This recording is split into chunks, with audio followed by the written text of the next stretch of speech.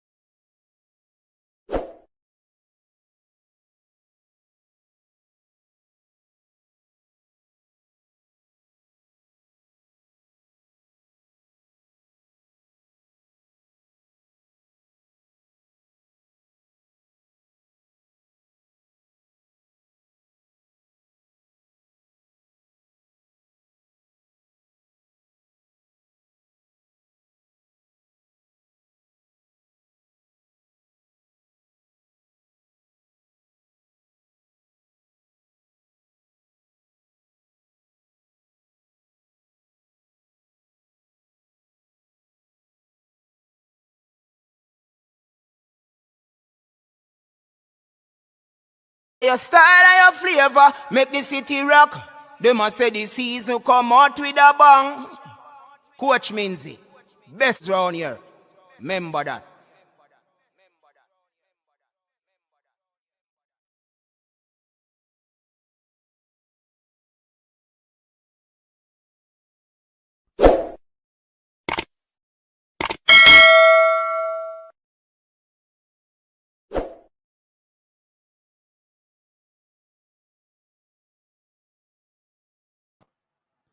Welcome everyone to the show. How is everybody doing? Trust that everybody is doing all right. It's another show. It's another day. Yes, man. An evening we have last night. Trust me. Yeah, man. Big show last evening. First and foremost, thanks to all the persons who came out. Big up to Mr. Rudolph Speed on showing up again on the coach's desk. Enough respect to Mr. Speed, And from the people them endorse it, and we endorse it, say is a whole heap of large up. Yeah, man. Welcome again. Final night of the Weekend TripleTreat for this week.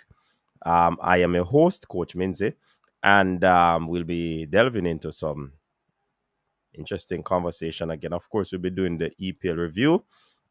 The topic is Jamaica's football in crisis. You know what I mean? If yes, how can we fix it?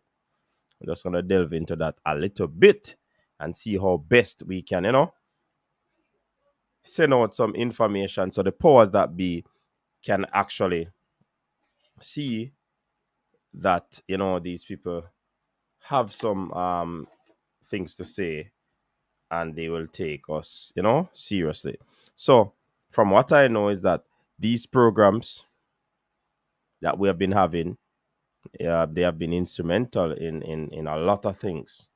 You know what I mean? So we can't ease up right now. We have to keep on going. And without you, the people, of course, this would not be where it is. So big up yourself. Thanks very much for the support. And the thing go. Big up yourself. We want to have an interesting and a different show come next weekend. This weekend. This weekend's TripleTreat. We want to see how best we can do what we can do throughout the week so this can be possible. So, yeah, man, let's see how that goes. So, all right, I want to send out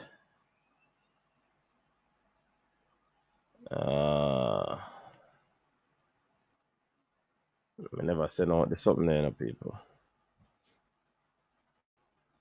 I didn't send out the wonder if Cranky can budge. Wonder if Cranky can budge. So, for the past 2 nights, we have extended our hours in terms of the show, and it was due to popular demand by the people. We respect our supporters, respect what they have to say and their input. So we worked with it, and We are happy that it turned out the way it turned out. You know what I mean? Yeah, man. It was a decent show for the 2 nights.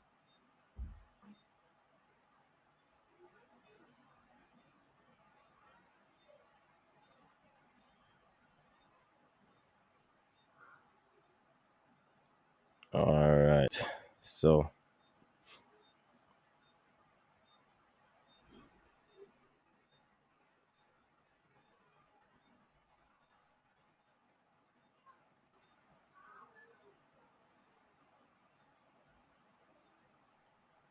all right.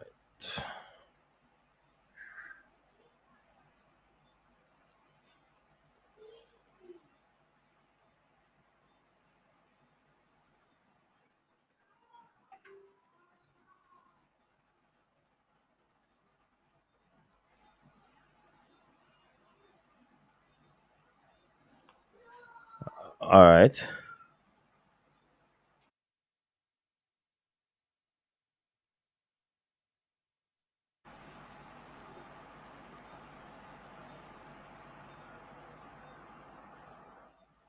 All right. So let me get into some of the comments. But before we get into some of the comments, people, of course, you know the golden rule, right? Golden rule is to what? Hit the like button. Yeah. Just show some support by hitting the like button. And that is your key to get into the coach's desk arena. This is where you get your sporting experience. And of course, you have to hit the like button. This basically is your sanitization. So, those who are in already, ensure you sanitize. So when the others reach, you don't have to run to sanitize. Yeah. All right. Let's see what the comment section has for us. El Padrino, big up yourself and welcome. Man from London, big up El Padrino. Fresh got in the building, big up Fresh, the captain. Yeah. Fresh is the captain, you know what I mean? Big up to Capo. All right. Big up to the erudite. Eagle Republic. Yeah, man. Big up yourself, Eagle Republic. I see the JFF got off easy. They were fined only 170,000, a thousand Swiss francs for the bottle throwing incident at the stadium. Luckily, it was plastic bottles and not Guinness or Anakin. When was that, Eagle Republic? Giving us a scoop, you know.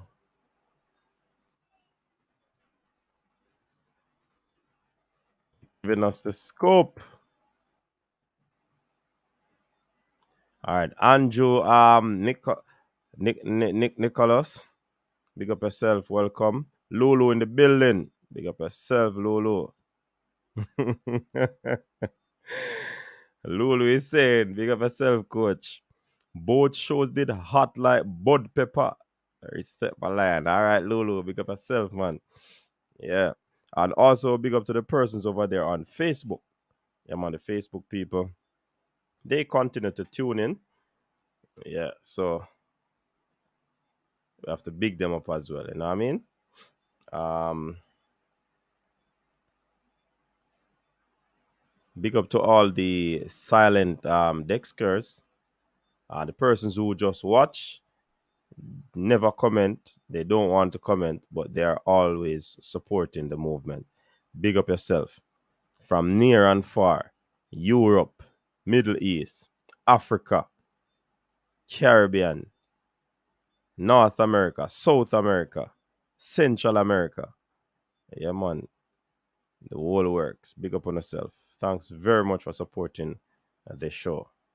Wayne Evans, another erudite. I really enjoyed the big show last night. Yeah, man, the show was hot last night, man. Like, man, I go around it. Big up again to Mr. Speed. Great show last night, coach. This platform is growing by the day. It's a good look. Yeah, man. Big up yourself, Nathaniel. Oh, you say, Lulu, you sanitize. Yeah, man, ensure that you sanitize people. Hit the like button and you'll be sanitized. Gold Jam, big up yourself. All right, Gold Jam, big up, big up. Biggie Don 94, big up yourself. We're there, you know. Gregory Reed, big up yourself. Man, say, whole Jamaica in trouble. Everything want to fix. I mean, I tell you. Mm-mm. Yes, fresh. Big up, big up. Fresh people. Sanitize as you enter the arena, the stadium. And the way to do the sanitization, just hit the like button. Simple sanitization. All right, big up yourself, Ian Campbell, the big one in the building. The bottle throwing incident was after the Damian Lowe's goal was disallowed in. All right, yeah, man, that's true. Mega favor, big up yourself.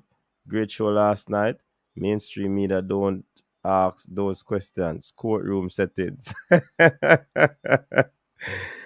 Oh boy. Neo Sovereign. Big up yourself, Neo Sovereign. Yeah, man. Big up yourself, Neo. Alright, I'm waiting on two people to join for the um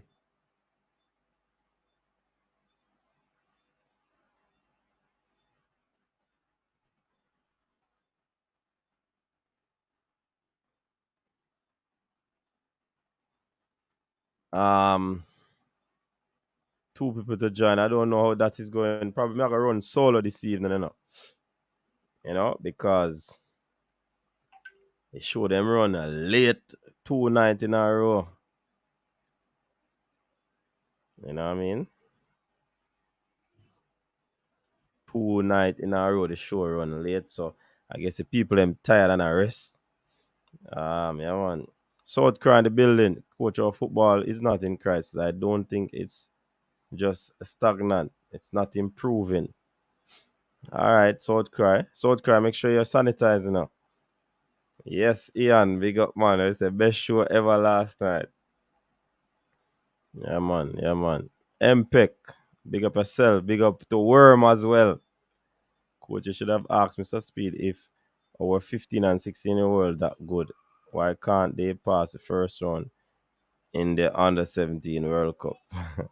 I think that question was asked about so why we don't qualify a lot of youth teams, That was asked. I don't know if you remember. Paul Marriott, big up yourself, brother. Big up yourself. Brain drain in the building. Yeah, man, brain drain. The brain a drain. What you call that? A kind of fluid brain drain or drain out. Yeah, man. Big up Florida, man.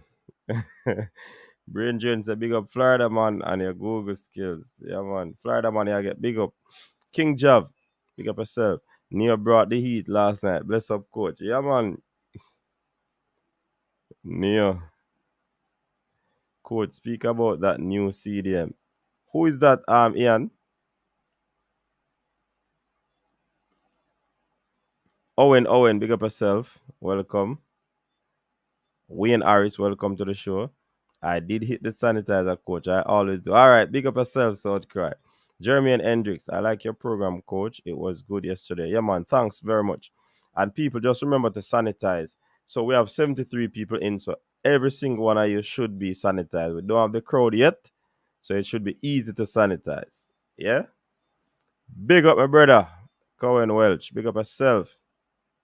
Yeah, man. Bless up, bro. Do your thing, more blessing. Yeah, man. Big up to Cohen Welch, my brother. That MPEC. It simply means our local boys are not that good as he suggested.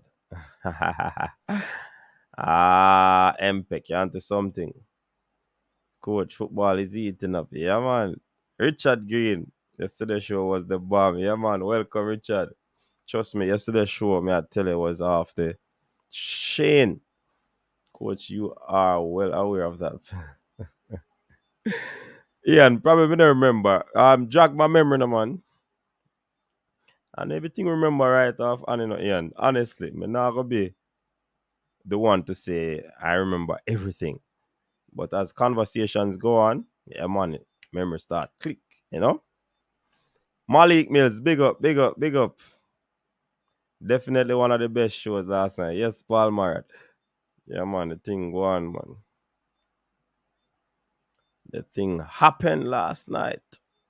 Trust me. Heated too, you know.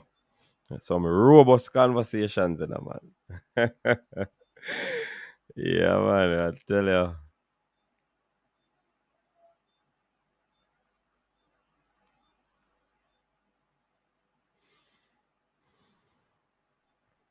All right, we want to check into the EPL review real quick so we can get it out the way.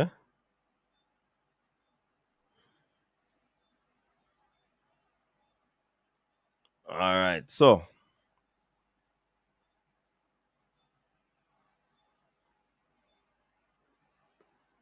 David Davis.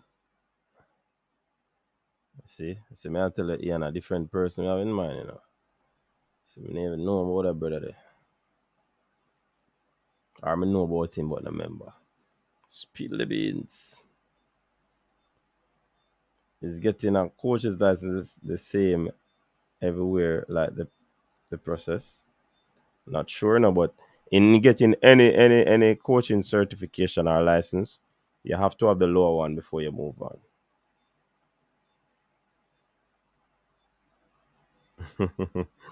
Yes, and everybody a fool and one that. People, if you want to call in, you know, the phone line is also open, you know.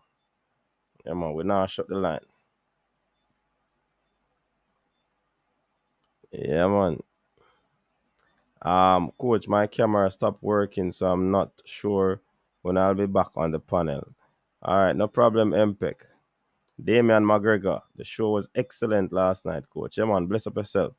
Eagle Republic, I raise my hand to Speed for making himself accessible, even if his answers were sometimes evasive. I hope the Pink Watch boss and his crew were taking notes. At least he didn't say, don't ask me that. Yeah, man. We really have to take our hats off to Mr. Speed. I mean, I know him probably a listener, him not tuning yet, but trust me, Mr. Speed always making himself, you know, accessible to the media, and I for one appreciate that because you know other persons are very very hard to get a hold of. You know what I mean? So we have to lift our hats off to Mr. Speed. So, but I hope that Mr. Speed will be able to, you know, relay that message to persons in the hierarchy. Them come on, man, come have a little chat with you, man. Yeah, man. Just come have a little chat with me, so we can, you know, talk about the things them, so the people them can, you know what is happening in football, or some of the questions, some of the what you call it now, what I want to call it.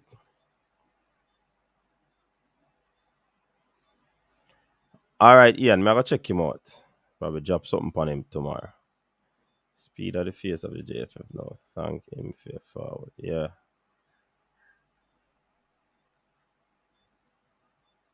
Wait, what name again?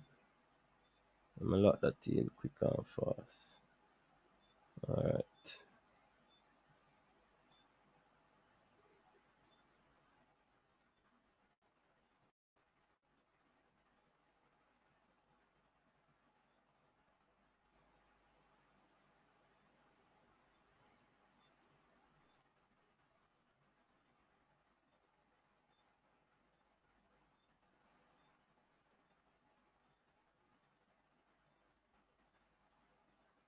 All right. So I'm locking that Ian, man. Check it out. All right. Let me share the screen.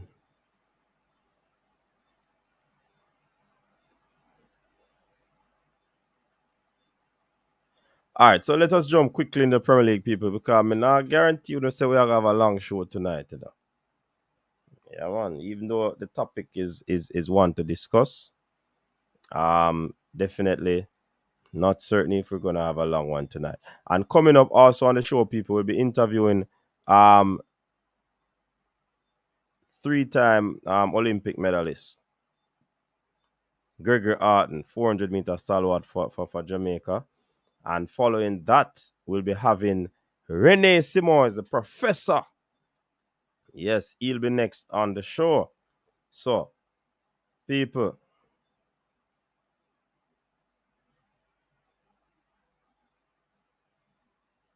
so check out the interviews this week. One is Tuesday, one is Wednesday, Professor, hopefully. He should be. Last time I spoke to Professor Rene Simons, he said that he was okay, and he was much better than the day before. So that is that. All right, Mr. Welch. You know, say Manning's man, him deal with the D cup and the girl in cup, or boy in cup. Cause boy play it. Yeah, man. We don't really touch that yet. Probably next season when we have probably more time. So Ethan Pinnock has COVID. Hope he recovers better than Bobby Reed. Bobby has not been the same since his bout. Yeah, that's true. And you know though, Eagle Republic in terms of for country. But Bobby Reed started out the season well over there in the championship, you know. So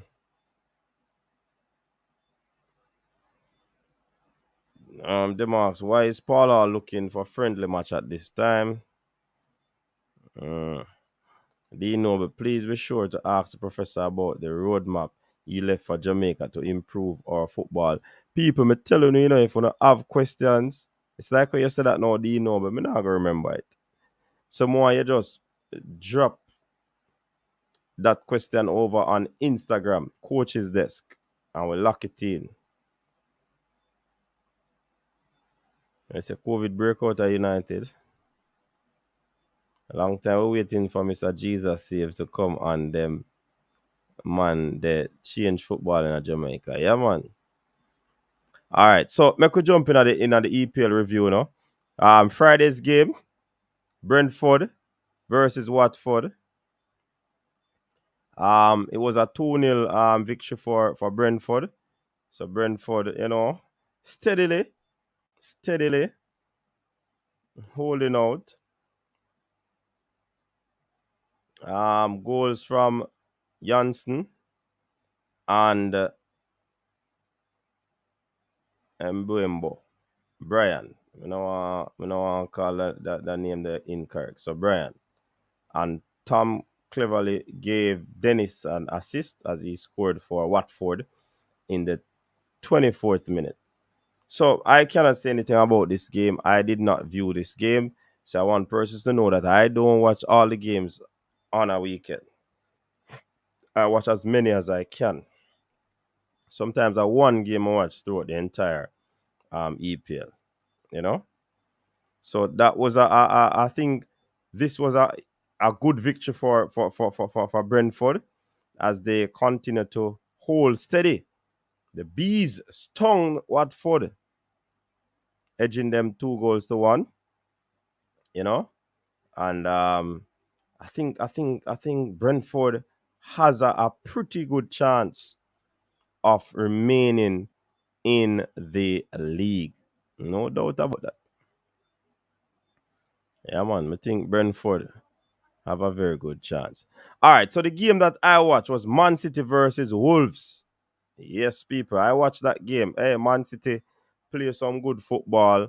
Wolves play some good football. That penalty there.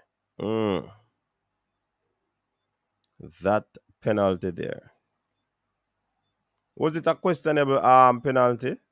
But with the and then Raul Jimenez got a yellow second yellow card that gave him a red. I don't know why. I don't know why. That happened to Jimenez. I guess he wanted to, but from the referee blow the whistle, him know so him couldn't. And it was really immediately after him get the first yellow card, you know. It was sad, you know, the players weren't too in liking of that. But I think Wolves did well in terms of defense. They also tried to catch City on the counter, which was rare in the second half. Probably was about 2 or 3 opportunities they would have gotten in the second half. But Manchester City, hey, Bernardo Silva is playing some good football. I think Raheem Sterling has found back his mojo. Yes, man, Raheem Sterling is seems to be back. He's on a goal scoring spree. So we trust that he'll continue to do well. This City team is just remarkable. Um, they weren't in one of those high gear that we normally would have seen and known about. Yeah, but that's the situation where City is concerned. They got 3 valuable points that would have kept them still at the top of the table. You know what I mean? Let me jump back into some comments. Unfair for Jamaica. That's Mr. Dimension. Unfair for Jamaica to be fine while Mexico only lose fans 3 games after. Yes, it was questionable, coach. Yeah, man. Manchester is blue. Wayne Harris is saying Jimenez's first yellow was never a yellow, in my opinion. Yeah, that one was questionable as well, but trust me, he couldn't escape it. Once he blocked the player, so that was inevitable. I think it was a silly move from him, though, you know. Silly move. Yeah, man. Silly move. Then the Arsenal versus Southampton game. Arsenal bounced back. They blanked Southampton 3 goals to nil. Lacazette, aka CC, found the goals. Um, Odegaard also scored for them, and Gabriel. So good moral victory for Arsenal. You know, I have some Arsenal friends, you know. They passed United, you know, man, and I mean they were saying this and they were saying that, you know. But here they are now, still below us, and that is how the situation is. EPL, the Premier League of the world, not only for England. That's a good one, South Cry. Yeah, man. So, as I said before, good moral victory for Arsenal. They kept a clean sheet as well, scoring 3 goals. 2 in the first half, 1 in the second half. You can't ask them for anything else. They keep the pressure on. They keep the fight going. Big up to Arsenal on those 3 valuable points. Now, this is the other game that I watched. Chelsea, Mpek, Dre, Anywhere, Kieran, Rowan. Yo, whole Chelsea massive, you know, man. Flair boss. Yeah, man. This game was one of those games that, you know, you expected Chelsea to finish off easy, but trust me, this game was an entertaining and exciting game, in my opinion.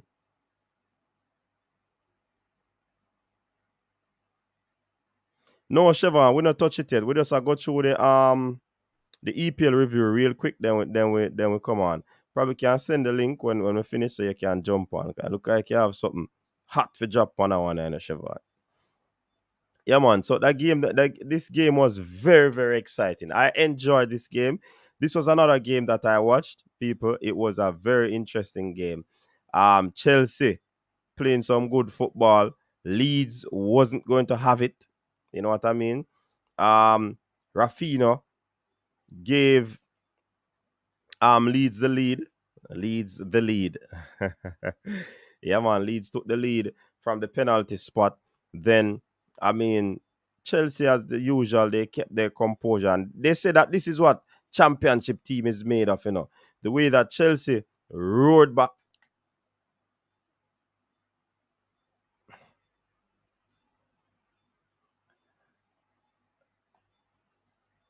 Let me nail a little picture over the camera. Yeah, man. The way that Chelsea roared back into this game, they they didn't, sat back, even though they were away from home, but they pressed nevertheless, and they got the 3 point in a very thrilling encounter in my estimation. This was a good game. Mason Mount, he equalized for Chelsea. So then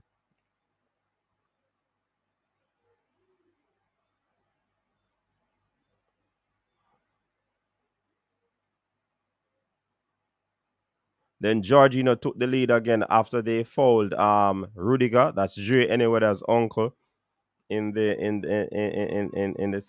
second half.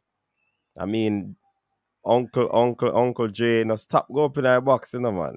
That show you how desperate the Chelsea players were, because he's a centre half and he was always in the box, because he was fouled twice in Chelsea receiving those 2 penalties, and of course Jorginho buried them.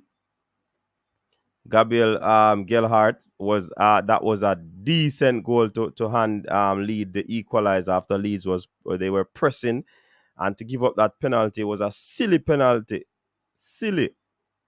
Yeah, man, it was a silly tackle there from the player. The player's back was turned to goal. There was no need to do anything. Your presence was already there. But that's the nature of football. That's what champions are, teams that are fighting for the championship will have to do, get in the midst of the opponents so that they can get the valuable points that are needed. So big up to Chelsea. My name say London Blue, London Red again. So I saw the thing said. Let me get back some comments here. All eyes still on Kemaru. He missed the game with Hearts because of lingering injury concerns. It appears that he was not fully recovered. Okay. Data prizes saying his blue heart. Ibrook. I said Chelsea I get outless. Well, I don't know. Like steam I run out. Well, she's saying I'm not one of them, but we will finish before Man U. We just want a coach. Gunners always a itch to dash with coach when I make impact. All right, yeah, Arsenal man attack. London is blue from MPEC. I expect Leeds to be good. Red Mark. Chelsea cheaters. That wasn't a penalty. It was a penalty, man. It was indeed a penalty. CC Sports Lab. Yeah. Yeah, Of man. course. Welcome to the coach's desk. Welcome. Oh dear, Yeah, man. So as look like you did a time pedal that one, man. We're right on the Chelsea game. What are Yeah. your thoughts? Man, I said the penalty was a cheat penalty. What you No, say? man. It's a penalty, man. It's just the player made a foolish play. The Leeds player. That was is a nonsensical challenge. But it was a clear penalty. Clear as day. Right? It was a clear penalty. But to me, I'm not sure why Leeds, after getting back into the game, why would you make such a challenge? If you understand what I'm asking. Mm-hmm. There's no way that you make that challenge right then and there, right? And you Mm-hmm. give us the chance because, for example, maybe, say for example, it was a Lukaku or a Havertz or a Pulisic with the ball right there in the box or a Mason Mount, then maybe if me are the coach, me I gonna say, okay, maybe me give you a pass and making a challenge. But even Antonio Rudiger is a defender. You have certain players you allow. You see, if you, all I could say is what Leeds could allow is to if make Antonio score a brilliant goal, make him make a brilliant Rather than foul him. rather than foul him, make him make a brilliant play. Because we see that a lot in a football now where a man Yeah. have say you probably should have tackled him, but yeah, what? If it's No, a but player like a Rudiger, you see, even the last penalty that was given, me hear people talking about it wasn't a penalty, But the ball the was last coming to the penalty, man foot, and the man kicked the man foot rather than the yeah, ball, yeah, trying to eke out the ball, coach. I say anyone that says that wasn't a penalty, them not play football. Me, if I'm collecting the ball, remember, Rudiger is the one collecting the ball now. And his back was turned towards the goal, Exactly. so you don't need And to do you that. and you know as the defender kicked away my feet. Remember, you're not playing the ball now. Your attempt was to play me. That is how the rules are setting up. Your Mm-hmm. attempt is to play the man. You're not playing any ball. You the defender could not get the ball. What the defender has to do is shield Rudiger. He shield Rudiger once Rudiger collect the ball, Rudiger have to come out of the box. Rudiger have to Mm-hmm. come outside the box once him collect that ball. So you Because shield that him. like he's a forward, we are gonna turn and take on a defender. Exactly. He might go roll you. If it's like a Lukaku, you would expect saying roll. That's why I say, depending on the person that collects the ball, you don't make at that type of challenge.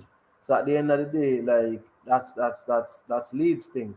But Yeah, remember, I man, told you, it was a penalty to me. it's a Elter Skelter ball game Leeds play now. So I guess in the heat at the moment, because it was so back and forth, Mm-hmm. right now he probably made that challenge without thinking.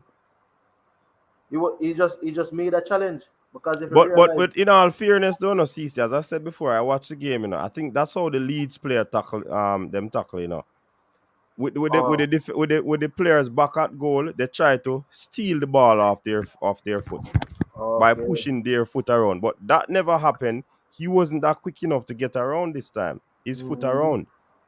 So I think that's what dangerous, happened based on what I observed. dangerous way of trying to win position. But Exactly, it's too dangerous. mm, but I guess because Chelsea, that's a person. That's not Chelsea fans. And they always say, after scoring, you're vulnerable, and that's what happened to Yeah, Leeds, after because scoring Chelsea was the pressing. second. Chelsea wanted the 3 points, so they were pressing, trying to get that 3 points, and Yes. Leeds kind of panicked. So the metal of both teams were really different, and it showed that Chelsea is really the tougher team mentally. Oh, yeah, yeah. Coach, as I said, Leeds. All right. This is the type of game that Leeds tend to play. A open, expansive type of football game, right? And these are the expect. Sometimes the results end up like this. So it's just Hmm. Chelsea to me. It's worrying in terms of how certain plays are being. But the greatest thing I can say is that games like these, couple of weeks back, Chelsea wouldn't have won. Yeah, You but understand? what is interesting for me, though, CC, with Chelsea for the past few games, they are letting in more 2 goals or more, if you notice, Yeah. So Recently. that is worrying. Plus, I don't know. Somebody was saying that it looked like probably the players them are strike. I don't know if you did say it. Players them must look at them as strike some wage issue, and also they are still scoring, but they are letting in too many goals. Yeah, because If it's you like ask me, 7 goals in the past 3 games.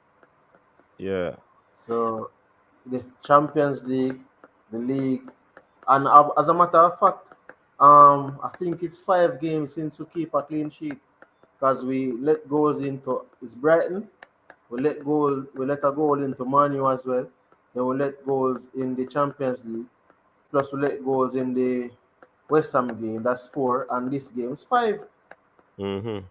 The last 5 games we conceded goals, and this is what's like 7, 8, 9 goals in 5 games. And remember that we had 6 goals conceded in like 11 or 12 games throughout the season. So, but it just goes to show you the level and the mindset and the concentration that it takes to win this league or to challenge. So as a Chelsea fan, I can say I'm worried, but I'm not really too worried because this is December and there's a lot of things that are going on. The only problem is that Man City is winning the games that they are supposed to draw and drop points. Liverpool is just the same. They're getting this 1-0, 1-0.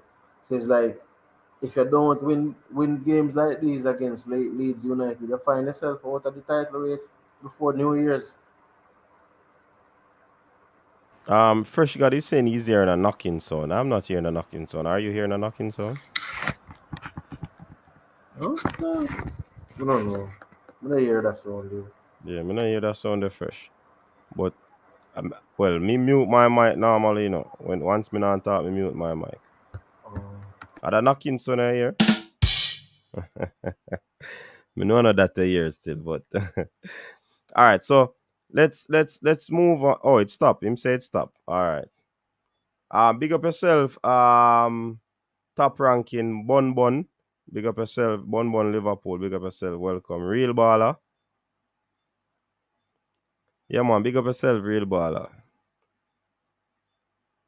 No knocking, son. Okay, okay. All right. So let's check out the next game. CC. It was Liverpool and Aston Villa. Oh, sorry, Liverpool. Fine Claudine, you know. So Liverpool again. So if you notice, you know, the trend, you know, the big teams, them, you know, so-called big teams are penalty save them, you know. What say you on this game? Me never watch this game, you know. Yeah, I didn't watch this game. maybe, all right. I think I was watching it because I think it was playing the same time. I never watch it, but I was listening because I think it was on. Because I went on the road for a second, so I was listening to the game. But then I saw highlights and clippings of the game. But from what I saw in terms of, because they know normally know some EPL review thing, but from what I saw in the game, even the penalty looks a bit soft. But Yeah. then Them say Aston Villa, Mohamed Pala. yeah, I tell them, it's like Salah have a curse on the league, like. But I mean, Aston Villa. What I can say though is the Aston Villa team looks solid, right? Since the time that Gerard Gerrard took took over. over, Hmm. there's a bit of structure to their play. So even Gerrard, I think, was hard done by this result because I think Aston Villa deserved a point coming from Anfield, but it's just one of those things where, as I said, penalty saved all three of the teams Yeah. in the And time some of the period. penalties are really Yeah, questionable, you questionable. know, CC. The Trust me. City penalty was questionable. The Chelsea, the first penalty was it can 50-50 questionable again. Then this game is questionable, but guess what happened? Sometimes that's how the cookie crumbles. And you see the thing with VAR, that's why we are get excited with VAR coming in the CONCACAF last 6 games. Now. I'm not too excited because at the end of the day, no CC, Yeah, men are the ones that are reviewing these tape. You know, yeah. if they not like what them see, them can always alter it. The But fact is that remember, you know the mhm, angles that the VAR videos are seen, and I doubt it's the same one the television or the viewers, broadcast are seeing. You know, yeah, not all of them. You know. You yeah. understand? But So remember this too, coach. Sometimes I'm telling you, when not a lot of persons not looking into. And it's the same thing with refereeing. That is why I said it's a home games. Normally, when you're in a home game, you're more likely to get the call. yes, And yes. it doesn't change since VAR either. You are more likely to pick up the call. That is why I said that when fans are in the stadium, when when you're at a home game and fans are in the stadium, there's an advantage in the fact that Me hear the knockings now, see. maybe I might think, Yeah, man, something on knock, man. All right, while I sort it out, um, it was a good return for Steve. Well, bittersweet return for Stevie G. His team really played well. Somebody is saying Stevie G give them the victory because of the slip up that he made. Well, make Chelsea win the league, no. And CC, Rowan is saying they miss Conte to protect the defense. That's what is happening. Claudia in the building. All right, Claudia, jump at it right away. You know, she's saying that Liverpool was not lucky. We outplayed Villa. Check the stats. Black Prince, big up yourself. Brian, what you talking about? The Salah penalty was not questionable, and Aston Villa could not deserve anything from that game because Liverpool was all over the team. I see him think Claudia saying, so look like CCR missed the center. The ref needs to look on the monitor more. Basically, up the pen was all Liverpool, but Villa could have conceded more on the counter. Yeah, me hear it too fresh. Probably me never pay attention, but because it was said, I heard it. So look like a CC Sports Lab. All right, Messi baller, big up yourself. And the problem we are having with the distraction with Rudiger contract. Yes, yes, yes, yes. No, me not hear it now, CC. All right, so we can move on from the Liverpool. Yeah, yeah, hear it again, coach. No, me not hear it right now. I'm not Me not even to know dwell about upon them team there now. And the next game me I go dwell upon them now. You see me I say? And they roll out, everybody know that. Everybody knows say we're gonna dwell upon that game. Yeah. Now with City with Dean Smith played a very good game. They wanted it more than Manchester United. They were attacking, they look more purposeful. I am not going around that. You understand? Not going around that. It was Norwich all the way. But somehow, you see, and that's what I was saying, CC. These situations allow the teams with the more experience to really come out and eke out a victory, right? Because these other teams, they might be playing good football, enterprising football, but at the same time, mentally, mentally they weren't able to hold off a Cristiano Ronaldo. Trust me, in this game, David there, Jesus, peace. Hold on. I'm sorry, I forgot to have a round of applause. The arena for make nice for David De Gea. Hey, are the man save United still in a CC? Me not go around it, The man, hey, coach. it was vintage, David, A back-to-back game this now, coach. Yeah, it was vintage. Vintage. A back-to-back game now, man. But you see, this is why I tell people, even though Man United has changed the coach, I'm going to tell you what is Man United's problem. Man United have a lot of pieces that don't really fit. Brilliant up top, brilliant. But then when you start to go through the midfield and down, for example, Fred. Fred is an attacking, I think Fred is box to box and more of an attacking minded midfield, Mm-hmm. right? It a So knock right again, now, CC. hmm? It a knock him. It a knock, man. I hear the knockings. It's either a typewriter, I know them thing they probably stop use or somebody has snapped them finger. We hear it.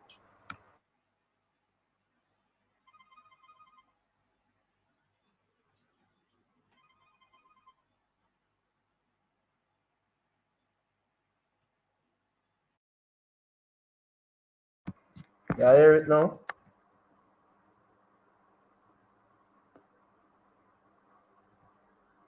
Still a knock.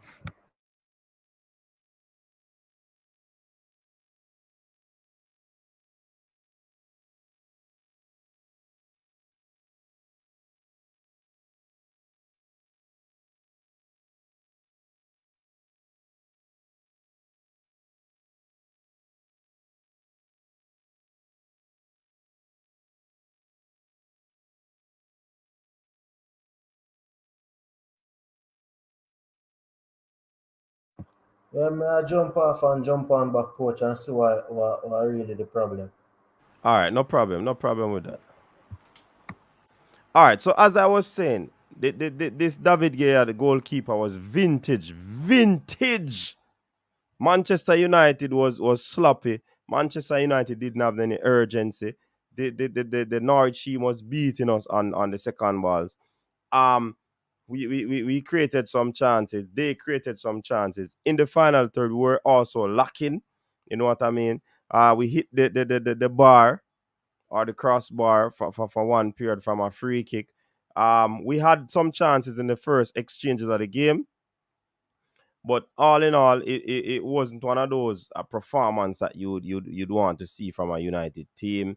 Trust me, Big Ed man seem well organized this time around. We don't know what transpired with Lindelof, but once Lindelof come off, I feel Bayi come on, trust me, it thing look shambolic.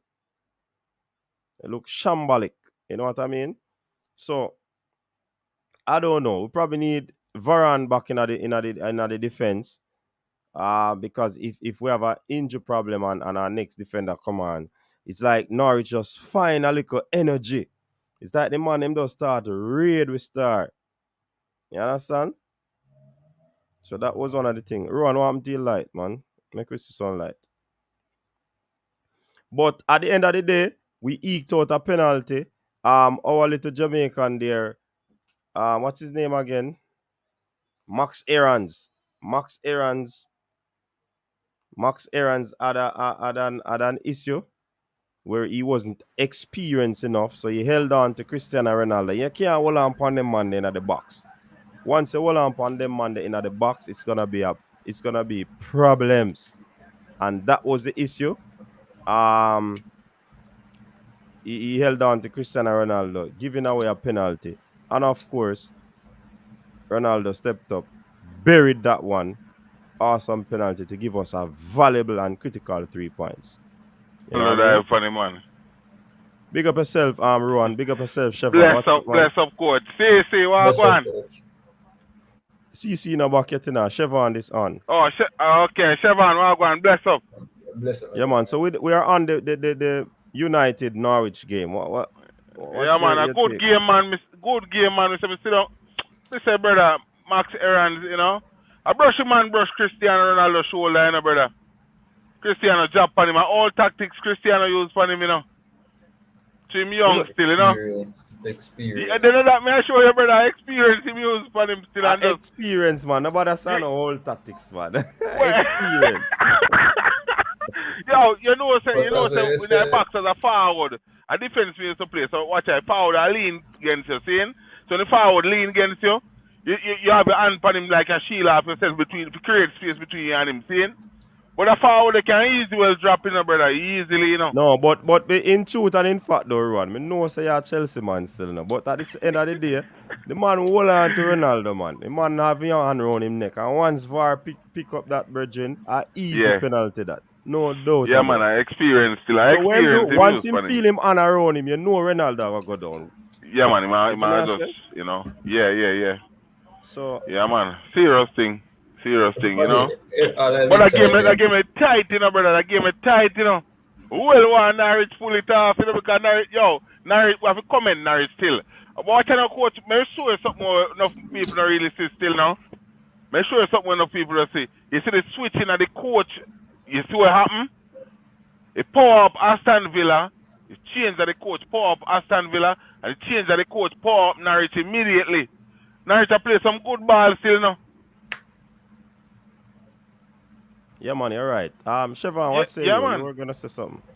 Yeah, but that's what all of the big team, them, even my team, because City on my side, and honestly, we never supposed to. Hold on, what you say? Shitty? Calm down yourself. No, that a year like him say Calm down. That's why I have to ask her. I say, oh, that's to be your team, and you say that. No, you know what? Me not laugh. I want to hear, you know. I sit to listen, man. Okay. Yeah, we never deserve the penalty this still. We outplay Wolves. Wolves never in a game, none at all. They just literally sit down and just under pressure. But that wasn't a penalty. I'm not gonna hide that because literally lick under him arm. Right time cage right this also.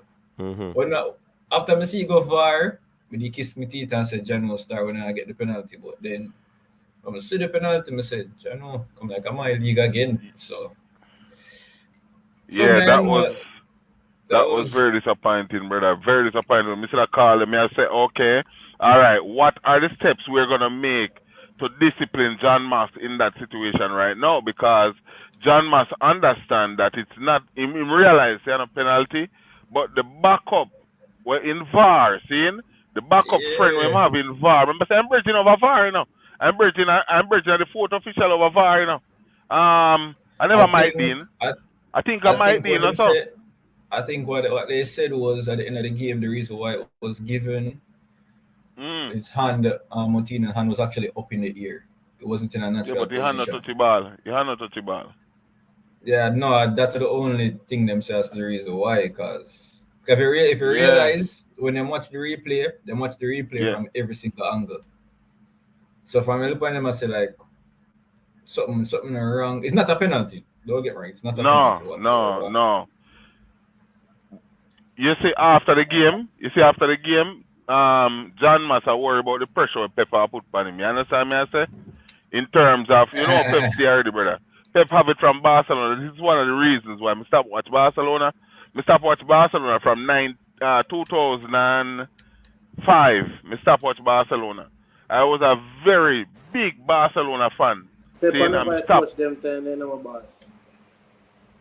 Where's the city? I never Pep in a coach side them time there. No, I know that, but listen to me now. We are talking about a culture where we see come in and Pep adapt the same culture that may I come to. Barcelona have a culture where them rush the referee, surround the referee, and intimidate the referee. No, almost every team do that. I go bash Barcelona. Me can't speak for Chelsea and tell we don't behave them way there. We don't behave them way there. Intimidate the referee. You remember the year when Barcelona won the Champions League? That was a one-off situation. But them still crowd. Remember saying, if you are playing on a field and you feel one decision go against you or you're not supposed to, automatically you go against the ref. So it's not an ideology to say a club do it. It's just that if you feel as if you're robbed, if you feel a decision is wrong, me that do the same thing too. You're talking about the era with Michael Ballack and Frank Lampard when that penalty. Me know where you talk about. But that was blatant, bro. That was blatant. You understand me I say? But so therefore John Mass is worried about Pep and the pressure where Pep have. Klopp have the same type of pressure. Jurgen Klopp have that same type of pressure. Pep have that pressure. Who again? Tuchel not have it just yet because them still a look for Tuchel bring more result. But them have that type of respect for them type of coach. We can see the differences in the referee, them demeanor towards those type of coaches who have been established. We have seen that before, brother. So when them know say the Wolves, we can see it, we see it and know the team, the prejudice in the team, brother. We know it and we see it. We can see say when that penalty call, brother. Pep look to it like him and say, yo, really? You understand me? I say, I really give you that? And VAR and him bridging them, brother, crook it up, it was unbelievable. Me here when we're talking earlier about the Rudiger situation. You see, we have a little bit of distraction between the contract with Rudiger and Christensen in the team at Chelsea, right? Rudiger still undecisive right now on him contract, and Christensen have a whole lot of things going with him contract when a whole lot of things when deal with him contract. But anyway, we now put it aside and go on like say we don't miss N'Golo Kante. N'Golo Kante himself are like 4 players we have in front with defense. The little injury we have right now, brother, we miss him dearly and badly. You understand me? So it will show up the defense line more because Kante no in front. Jorginho can do so much. Kante can hold off Messi and anybody. Jorginho can pass the ball to anybody. Jorginho a great passer. Kante is not a great passer. Kante have more defensive aspect to him game. Jorginho don't have the defensive aspect to him game. Jorginho have the passing aspect. Kante don't have the passing aspect. So them complement each other. Kovacic as well. Ball carrier out of the midfield, dishing the ball and pan forward them. We miss Kovacic as well. So we now go like say we don't know what's missing. We know what's missing out of the Chelsea team, and we still a falter a little bit. But we, to be honest, we are going to carry through. You understand me? I say we still a win. We are carry through. Hopefully them get a speedy recovery from them injuries, and we come back to a normal self. So go ahead, coach. All right, cool. All right. So we're looking at the games for today. Burnley, West Ham. West Ham slowly dropping points or drawing their way out of top 4. It was a 0-0 stalemate between them and the Burnley team, which we thought that it would have been easy running for this West Ham team, but that didn't happen. And I mean, it wasn't. Well, Mikel Antonio played. I don't know if he had a good game. I didn't watch the game, so I can't comment on that. But the stats don't look good at all. Stats say that basically saying he did not have a good game. Yeah. Me never really see much of that game. Just see bits and pieces and highlights of it, but me did really settle down for with the Everton and Crystal Palace for the entire game back to back. Me settled in that game, so me never really see any. You did watch the West Ham game, CC? The West Ham game, let me tell you, West Ham, it was, West Ham had some near chances. Actually, not even near chances, like some goals that if it scored, it would have been brilliant. But, remember, West Ham is dealing with Europe in a coach. So, yeah. The thing that is just that I think West Ham squad is spread so thin right now, where they might win this week against the big teams they are coming up, but then against these little small teams when they go away, they find it hard to break down these teams. And I think even in the week, they rest a lot of players for this specific game. So I'm not even sure if that was a reason why the momentum that they have keeps changing, because as I said, they started a lot of players different in the game against Dinamo Zagreb, which they lost.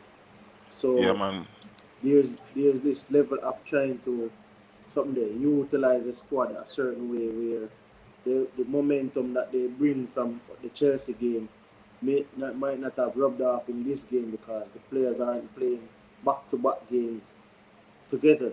So the game was, as I said, the result was a deserved result because both teams were playing. But if West Ham had won, they could have deserved a point because they could have nicked it. There's a few unforced errors where I think West Ham could have gotten a goal. But as I said, there was one where I think Mikel was standing up at the keeper's near post. Yes. But, all in all, it was not. It was one of those games where, remember, we already see it with West Ham. Basically, West Ham has one out-and-out striker, depending on. And I'm not sure if Antonio is a striker that's going to give you 16, 17 goals. And you need that if you are going to be staying in the top 4 race, right? So, as I said, not pretty much a lot to talk about in the match. More than the result is the result. So, moving on over to Leicester versus Newcastle. They mount the pressure on the coach and the team. Oil-rich team. They blanked them 4-0. Yeah, man. Goals from Tielemans, Newcastle in trouble. Daka, Madison. A matter of fact, Tielemans scored 2 from the penalty spot. 1 from the penalty spot and 1 in the 81st minute. I think Newcastle remind me of QPR. QPR get the rich ownership there. After Yuri Tielemans scored the penalty, coach. Remember Jamie Vardy sat on the bench the entire game. Jamie Vardy never played. Patson Daka. The second goal, coach, the second goal. Yeah. Such a brilliant goal. Yeah, man. Like the man then pull out at one point in time you have Daka and the keeper side and side. Yeah, man. What you say the thing about it too? The man basically walked the ball on the net. Me like how Daka a transition to CC because Daka has been scoring a lot of goals. I think that was a Harvey Barnes assist if I'm not wrong. But I'm telling you, like that goal right there, and then Madison. This is the thing that this is. Yeah, man. Daka's goal was assisted by Harvey Barnes. Yeah, I think this is the reason why a lot of those players should look at this. So James Madison to me is such a brilliant midfield. Yeah, man, a baller, man. But Madison is like probably sixth in the list of midfielders that Gareth Southgate might pick. And the man, and he's brilliant. Like my tell you, he's brilliant. He had his ups and downs, but the man basically dictated the way the way Leicester played today. Like the man dictate the game. Like this is the James Maddison that I had seen a season or so ago. I tell you, the man put on some leather, and Patson Daka are coming on him own. You understand? Yuri Tillemans, you already know what you can get from Yuri Tillemans. Tillemans is Tillemans. Right. But James Maddison, I find back farm. I tell you. I like the transition still. I like the transition. Listen, today James Maddison was up there with the Mason Mounts and all these guys that are starting in England's midfield right now. Today, James Maddison stake his claim to say, oh, Gareth Southgate, look for me to know. Work up and come, just look for me. Hold on, CC. You think that performance has anything to do with the fact that they play Newcastle? A weak team per se? Listen, I won't say that, because I'm going to tell you, sometimes, all right, look at Norwich, right? Norwich gets 7 from Chelsea, yet still Manchester United found it difficult to break down Norwich. You understand? They end up with a 1-0 victory. Remember, even and they change managers. So sometimes it's not necessarily that the opponent is weak, because a lot of these players are quality players. They're playing in the Premier League. Right. It's not like you really have this weak opponent, It's just sometimes some teams are out-coached and out-strategized to the point where you can realize the next manager is out of his depth. Yeah, so it's just that. It's just that. My thing is that. Newcastle have a lot of things going on right now. So them really not stable in terms that they just get a new ownership. They may have them little things them going on, and then they're probably Newcastle is looking at the January transfer window to change a lot of things. So you will have players that are not even settled right now. Players are thinking that right now January come, then already I talk to them agent to look for a club because they might not be there. So all of them factors here can be in it, and then new manager again, Eddie. So there's a lot of factors, but Maddison, regardless of the opponent, looked brilliant. No, man, he played well because that's one of the games that I actually watched over. Well, I watched it delayed because I never got to watch it live. And Leicester, this is one of Leicester's best performance from the season started, in my opinion, because they literally outplayed. But my thinking was that if it was just a brilliant performance aided by a weakened Newcastle, a poor Newcastle, not even a weakened, a poor Newcastle performance.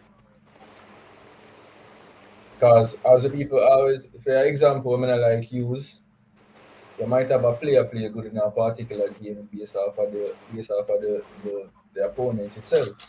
That's why I'm gonna ask a question if it could be because it's a poor Newcastle itself, because you know what that happens already, and it happened to our national team all the while. A player might play good against a weaker team, but then when you go show up against quality, then you show up in actually true colors. Yeah, but as I say, that's why I say sometimes we can't really look at it, but irrespective of the opponent, James Maddison had a brilliant game, man. Leicester needed this win because the top 4 race, then it eat up because Arsenal is finding a way to win some games. Manchester United is finding a way to win some games. They have West Ham is dropping points right now, but at any given moment, West Ham can take a W off of any big team.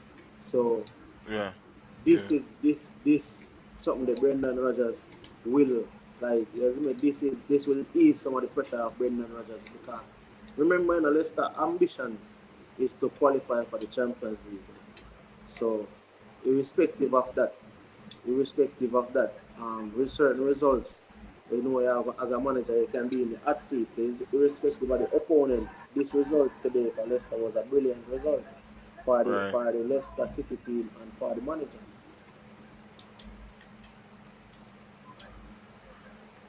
Still can't believe some Yeah, man. get So some I think side Leicester side coming off. Oh, go ahead, Chevon. I'm just asking, I still can't believe some side get away with that penalty there.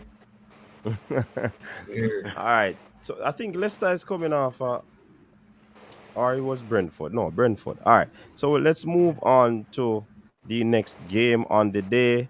The final game that we'll be looking into. Crystal Palace bounce back Big game. and they Big game. destroyed or Big outscored game. Everton 3-1. Big game. Where's Gallagher the CC? 2 goals. Gallagher. Yeah. Gallagher at Camping. them. Gallagher. Well on a run, man. Let me go through that first part before the Yeah, excitement. Cause man. it's not like you support more on one side, you know. No, man. No, man. Remember, say Gallagher is part of our academy, you know, brother. Okay. And that's what we Well, do, you know. he got a brace. Big up to him.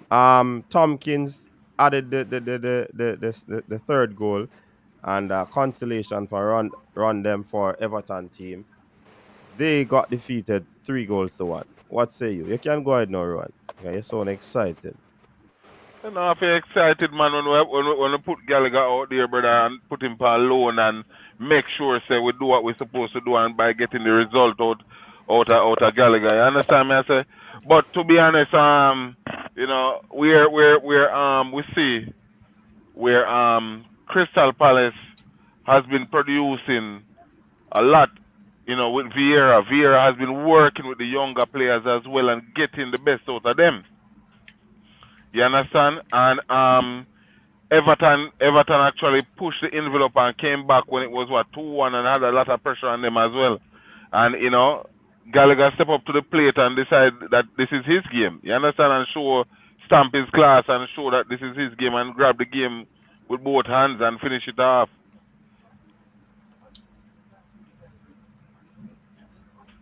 So, All right. Anybody else? So the game, all right. There was certain little defensive errors, even in the all right. I think it was Godfrey, even in the Tompkins goal, right? Where basically the marking player, they basically allowed Tompkins to come around and just stop the ball in the net. So even that they was lacking, but you can see where Patrick Vieira, the coaching, you can see where Crystal Palace is a well-coached team. Normally, when you think of Crystal Palace, you think of Zaha, right? But now you realize that when you think of Crystal Palace, it's Crystal Palace. So even coming off of a defeat that every defeat that they got, the players did not play today like they were coming off a defeat. They played as if they were coming off some victory and momentum, right? Because if you realize, even Conor Gallagher was brilliant today, and I think Conor Gallagher might someday having Patrick Vieira as a coach is helping him, right?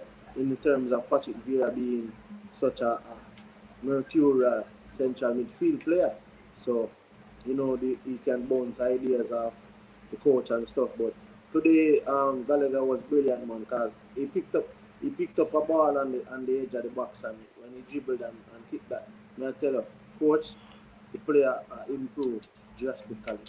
Like that But goal that he scored. CC, did you hear the comment what Patrick Vieira made and say that he had to refer to his assistant for some in-game management tactics? That's what he said. You heard that? Yeah. Whitmore gone. Oh, okay. We can stop throwing shade now. Okay, no, but I'm just surprised that Yeah, man. Not to his mention ability. I'm surprised at his ability to step back and say, "Hey, my virgin, what do you think about this move or that move?" No, but remember, that's what. but remember, at the end of the day, that is what. All right, this is the reason why. I'm not sure the coaching staff at Crystal Palace. If Patrick Vieira goes, they will go because the coaching staff at Crystal Palace is Patrick Vieira staff. That is how a lot of these things are set up. Normally, so they develop chemistry there. That's why they can take the in-game. Normally, you bring your coaching staff. Remember, Jose Mourinho had a second win, but now without him. everywhere he went until the second became said he wanted to become a first team manager and left, and then he had another person. But that is just how these things are. So at the end of the day, most of the times the assistant is even the one that do the coaching, and then the manager just come on and do certain things. So the assistant will remember take as charge well of the in the coach, the CC. day-to-day coaching. But no, but Because if you say the manager do the coaching and the manager the coach do the coaching and No, the manager, yeah. I'm Remember, I'm saying, yeah, the whatever is assistant. set out by the whatever the coach does, that is set out by the manager to by ensure that the is manager, Yeah, the yeah, is yeah, manager yeah, implemented. provides the plan. That's how they are yeah, playing exactly.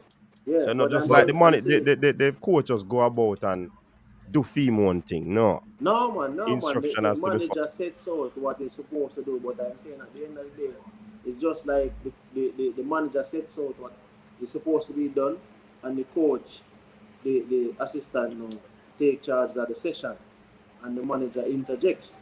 So you don't you already that's why I'm saying that the coach, the manager might see something, but the assistant might see something else. So the manager might come to the assistant and say, tell him what I say, tell him what I think. Sometimes you see the manager and the assistant whisper to each other on the line, depending Yep. on how they're communicating. And the manager say, oh, I could try that thing though, did not practice. Or the assistant say, yeah man, we can try that play there. You understand? So at the end of it. Yeah, man. Same so.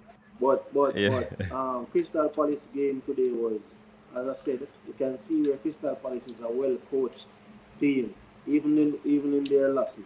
It's a Yeah, well man. coached team, man.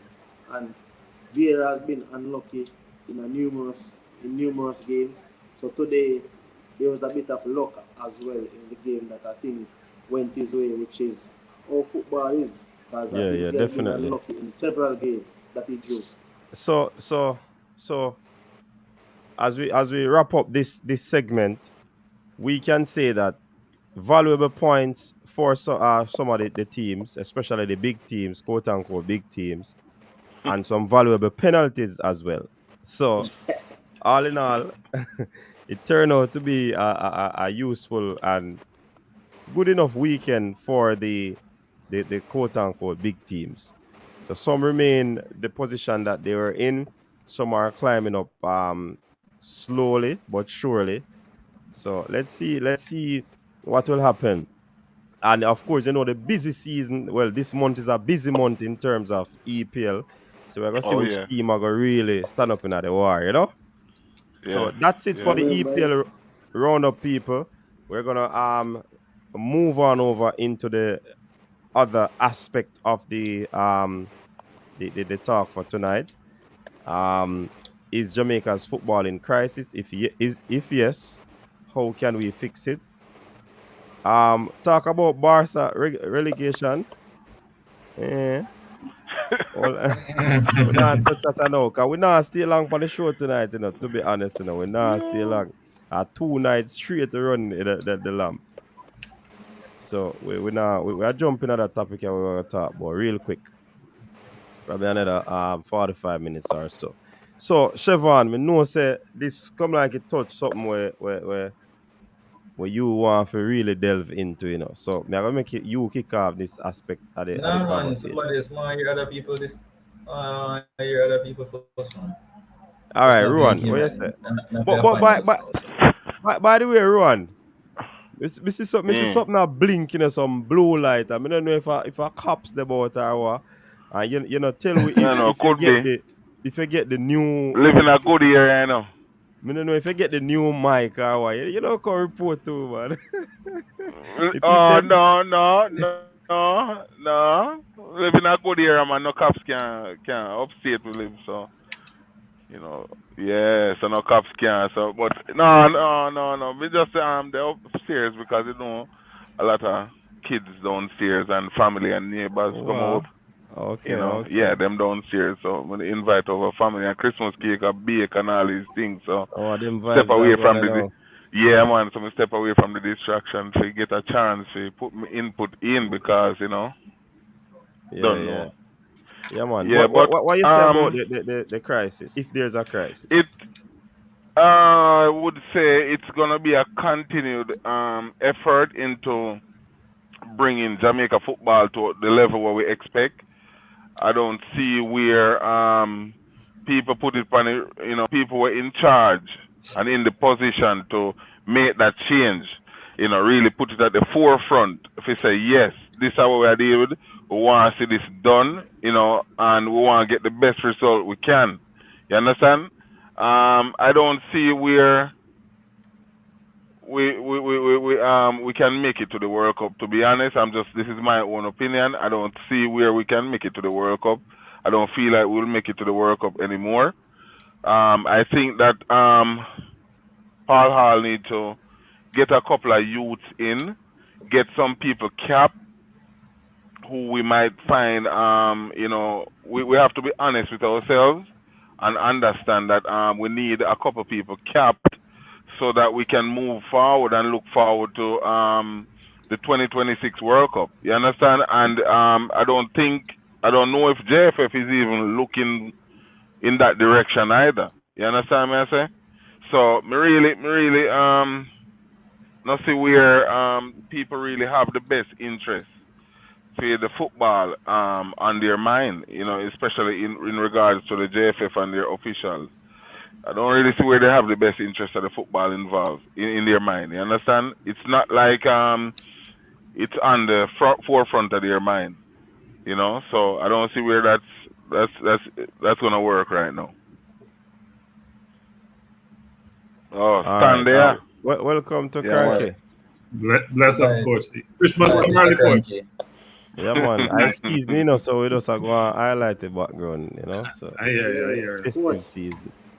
Yeah, man. All right, so yeah. All right, based on me there, so no, I don't think you reach a crisis. We're at the tip, but I don't think we reach a crisis. I think what our issue is basically the wrong persons and the lack of ideas that these persons may have on ways on how to develop our football. I don't say, in my opinion, from us qualifying in '98, I have not seen any form of change, any form of development, any form of growth, no movement in our football program from the '98 system itself. So I don't think it's a crisis, but I think we're close to a crisis. Okay, so Cranky, you want to tap in this? You can look at this multiple ways, right? I don't think there's is there a crisis? No, I mean, look, I wouldn't agree that the football hasn't improved because we're having much more players play overseas than professional leagues than we had previously, right? You have teams now have stadiums. There's improvement. The question is, what's the speed of change and what's the magnitude of the changes? I think that's what you got to question. I mean, the JPL is now, if a league, it's structured, as Mr. Speed alluded to, they're trying to make changes. The question, are the changes still gradual? Or you need to be much more expansive? You need more immediacy in the change? And you need the change to be much more significant. And by the way, Coach, I'll say this, to be facetious, which is, I mean, you have a bunch of English players, you can always go choose from the coach. You will never have crisis with the national team, Go to England and pick up some players and bring them back and come play. England develop them field, coach. You have a whole slew of players and coach you develop field. So you have to worry about it. If things get from bad to worse, go pick them. In fact, if you pick them the right way, coach, you'd have a team now which is thinking about World Cup, not thinking about qualifying. So, yeah. But I think locally, though, the larger question is the country in crisis, and by extension, the football in crisis? Yeah, that's a good one. That's a I don't think they're mutually exclusive in a coach. All that happens around within the country, how the country is operating, influence what's happening in the things that inform the country. Whether it's your transportation system, whether it's your economy, whether it's crime, whether it's sports. But I mean, if you think about things like athletics, for example, you would say the men's team is in crisis, but the women's teams are doing phenomenal. So all depends on how you look at it. If you look at the glass half full, you will say we're seeing more structure put around the football. And Mr. Speed is of the view that our youngsters are as good as those in any other part of the world. They just need the appropriate coaching. And he also mentioned that they're now working with individuals to get their B license and going to get their A license with the view they want to expand the coaching arena, then get the number of qualified coaches, which would then allow them to improve the football. So I wouldn't use the word crisis, but there are challenges that are there that needs to be addressed. And the question is, do we have the right people in the right seats to enable that to happen? Okay. So in terms of the football, from Shaden's device. all right. In terms of the overall football, not just the national team, do we believe or think that it is in crisis? Because we have to look at especially the development and all of these. We look at grassroots, all of these things. Is it a scenario where there can be improvement, or it is just at the right place? Because Siobhan alluded to the fact that it is at the tip, and if something is at the tip, it's very close, you know. You know what I mean? It's behind. I don't believe we have a proper grassroots program, because what I'm seeing persons alluding to about a grassroots program is like a 1 weekend camp where you have some kids somewhere in a park, or that's not grassroots in my opinion. Grassroots. No, make him finish. CC, and they come in. Yeah. Go ahead. The grass, I don't think we have a proper, because on my free time, even when I'm at work, I will watch like some tournaments that the overseas clubs may have. You have a Barcelona, you have a competition, I can't remember what it is. It's a under 11 competition that's played in Europe. In the US, my apologies. When they actually have competitions for those clubs for persons under 11, and they play like every weekend. So pertaining to grassroots, I don't think there is a full grassroots program. I can see that they are trying, but I don't think enough is being done. I think too much emphasis is being placed in the wrong sections. As I was saying, remember the argument that we had the other day, coach, pertaining to what I was asking, if we want the schools to develop our players or we want the clubs. It goes back to that, because currently, like it or not, the trajectory in which the football is now is that the schools are what is tasked with developing our players. It's not the clubs, because the club footballs for youth programs Is it really task, or it is not task? It's just that's how indirectly, it's indirectly. Because club football for youth, it's only played for like between 1 to 3 months each year for youth level. It's not played all year round, and you can't have development in 3 months. You need to have a structured system where you're playing football on a consistent basis. So that's just my thing. That's what I was saying. Everything is just on the tip. I don't think it's a crisis. When you talk about crisis, you're talking about our team not being able to play any matches whatsoever. That's what I would consider a crisis. But it is there. It is close to a crisis.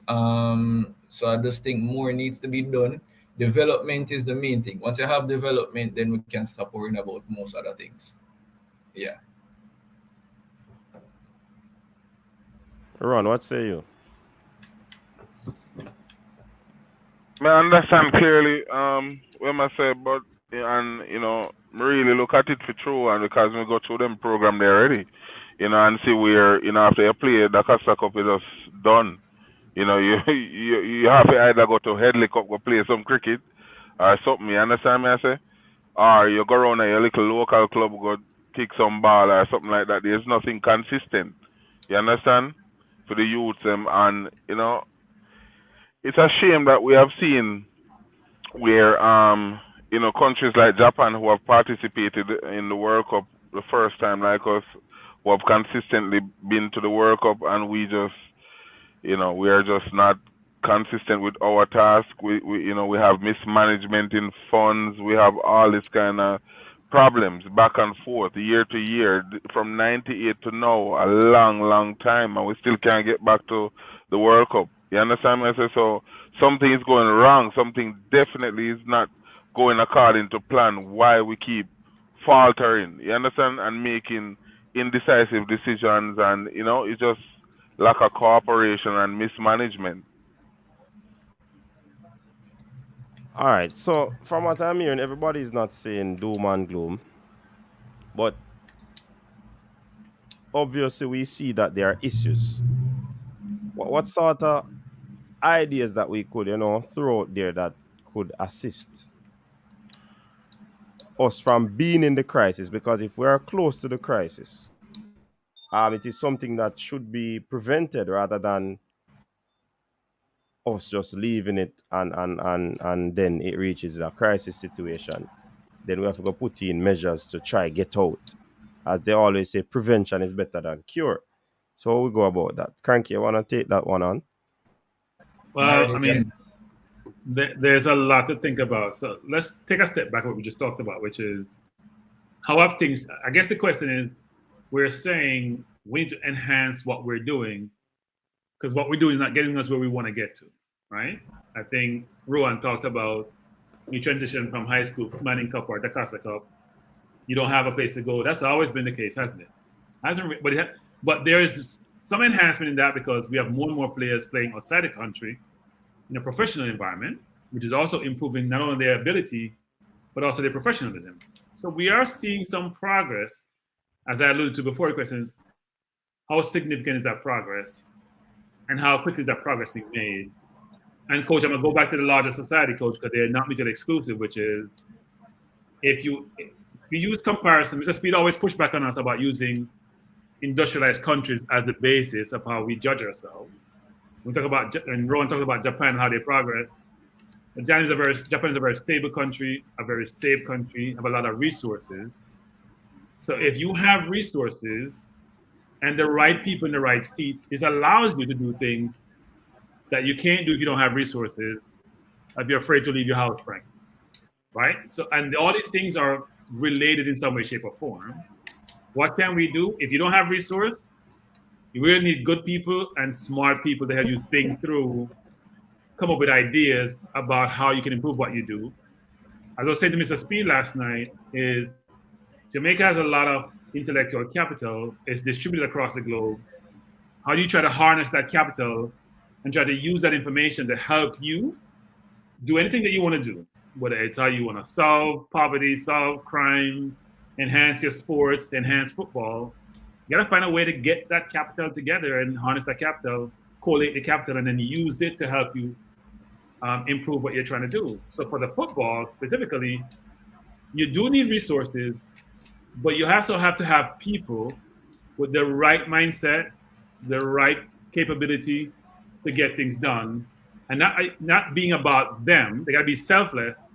It's about the country. It's about being a patriot. It's about wanting to see better, and not thinking about, well, I'm in a position makes me look good, and I utilize that position for my own personal benefit. It almost have to be like self-sacrifice, because it's a thankless job to be in an environment where you're not getting compensated. We expect to produce excellence, right? So what incentivizes you to do so? It has to be you just having an innate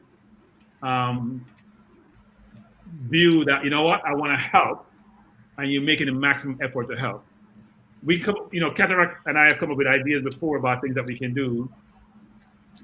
You do need smart people to coach, because it's like everything else. The reason why America does so well, coach, we don't realize in coach, is that it's able to draw upon intellectual capital from all over the world, harness that capital and use it, right? I discussed with one of my staff, senior person in India last week, was asking why so many people from India are running Microsoft, running Google, running Adobe, running Twitter, and they're not staying in India. And he basically says opportunity. So if I can provide you opportunity, then it can help you. And I'm drawing up on brain power now. So you're always going to do well if you can get that brain power to think outside the box, think critically, to help you improve what you're trying to do. So we need people. We can't be localizing our thinking, and we do that a lot when it comes to Jamaica. We have the whole discussion about foreign boss versus locally based. You have to leverage all the capital you have, both actual physical capital and intellect, to help think through how we can improve this. Try to bring people in your clique that you have versus closing that clique, because it is a clique. But you heard the JFF yesterday, only have 13 parishes that make selection. It's not the entire footballing community across the globe who's helping them figure out who should run the organization. You have to do something like that to help us then harness that intellect to then think through solutions, to be able to source funding, to think about how the program should be structured. Michael from Canada was talking about what they did in Canada about changing dynamics of how they operate, right? They find a runabout way to change it because FIFA and their quote unquote corrupt stuff always challenges what you want to do. So the government can't get involved. They find a loophole to get the government involved, to change how they were operating, which has improved Canada's football immensely. Now they have resources we don't have, but let's try to reach outside of Jamaica to help do this versus being insular in our thinking to try to get this done. Specific ideas, now you can come up with 101 ideas. It may or may not work. The question is, how do I bring the minds together to help to get this done? And then you can go out and think about all your ideas, prioritize your ideas, and execute against them. All right, Cranky.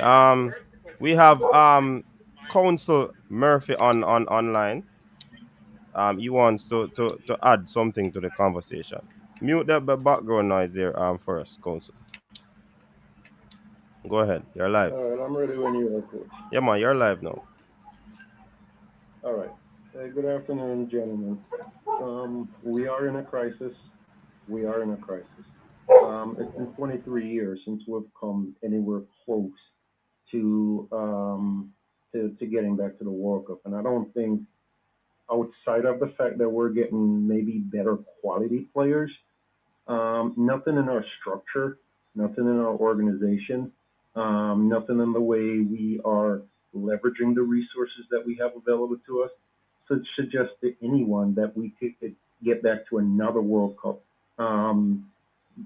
because of our efforts. I mean, if we get back, that's going to be solely on the back of, like a Mikhail Antonio or some of the other players, whether they be foreign-born or locally based. I mean, there is no structure there. When you look at our team play, you can't identify one quality, one characteristic, one trait that lets you know, okay, you know what, when a Jamaican team comes, they're going to be physical, they're going to run you to the ground, they're going to press, they're going to trap, whatever. Nothing.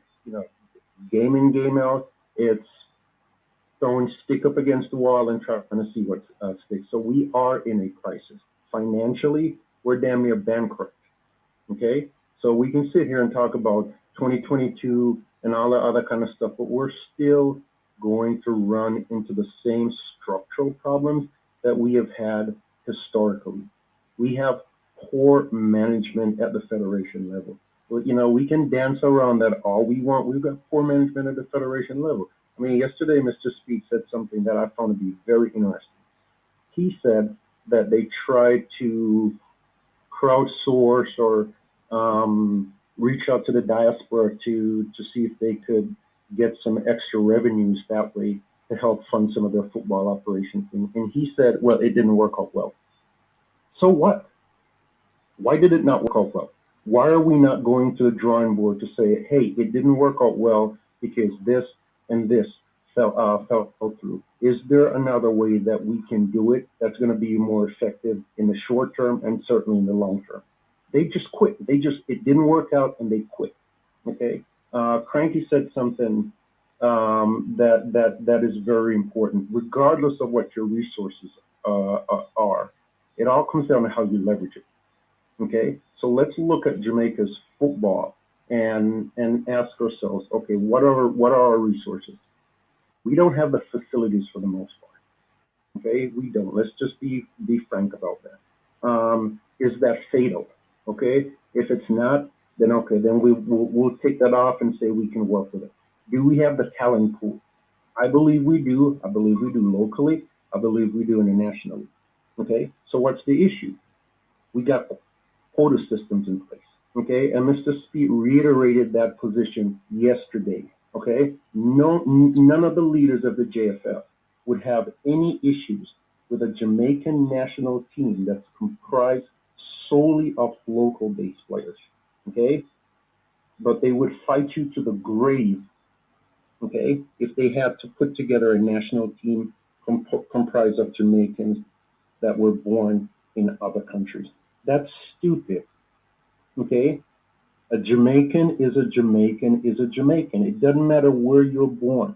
Okay, you're out there repping for the country. You're out there doing your best in the black, green, and gold, and that's all should ever matter. Should matter. Most of us football and fans, we don't care what the national address of an individual player is. If he's repping Jamaica and he's out there giving it of his best and he's representing correctly, that's all we ever care about. Okay? We get into these little tribal conversations about, oh, well, we have to have this or we have to have that. No, we need to have the best players representing Jamaica. We've never, ever gotten over that mindset. Okay? The third thing I'll say, and then I'll leave it at that. Mr. Speed said yesterday that at the under 16 level, our players were on par or world class. Let me put it that way. He said they were world class. So if they're world class at 16 and they're not world class at 23, why is there this emphasis that we have to have players who are going to play on a world stage that they have admitted are not world class in your team? Okay? Because if you're admitting that the issue is coaching, okay, and they're not getting coaching at the national level that's going to bring that talent out of them, what are we doing? We're wasting time and we're wasting resources. Okay? Jamaica needs to get back to the World Cup like yesterday. Okay? And there's a reason why they need to get back to the World Cup like yesterday.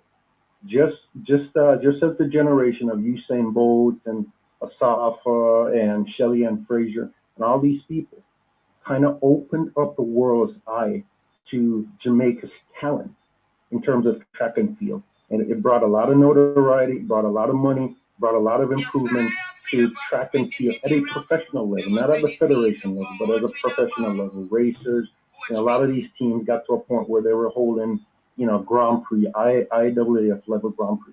Jamaica needs to get back to that, get back to the World Cup, get on that national stage, get people buzzing about Jamaica once again. And it doesn't matter the composition of your team as long as they get there. Once that happens, a lot of the resources that the Federation lacks now, build out their grassroots program to improve their facilities and things of that nature, then you will start getting that. You might have a major league MLS team that decides, okay, they're going to adopt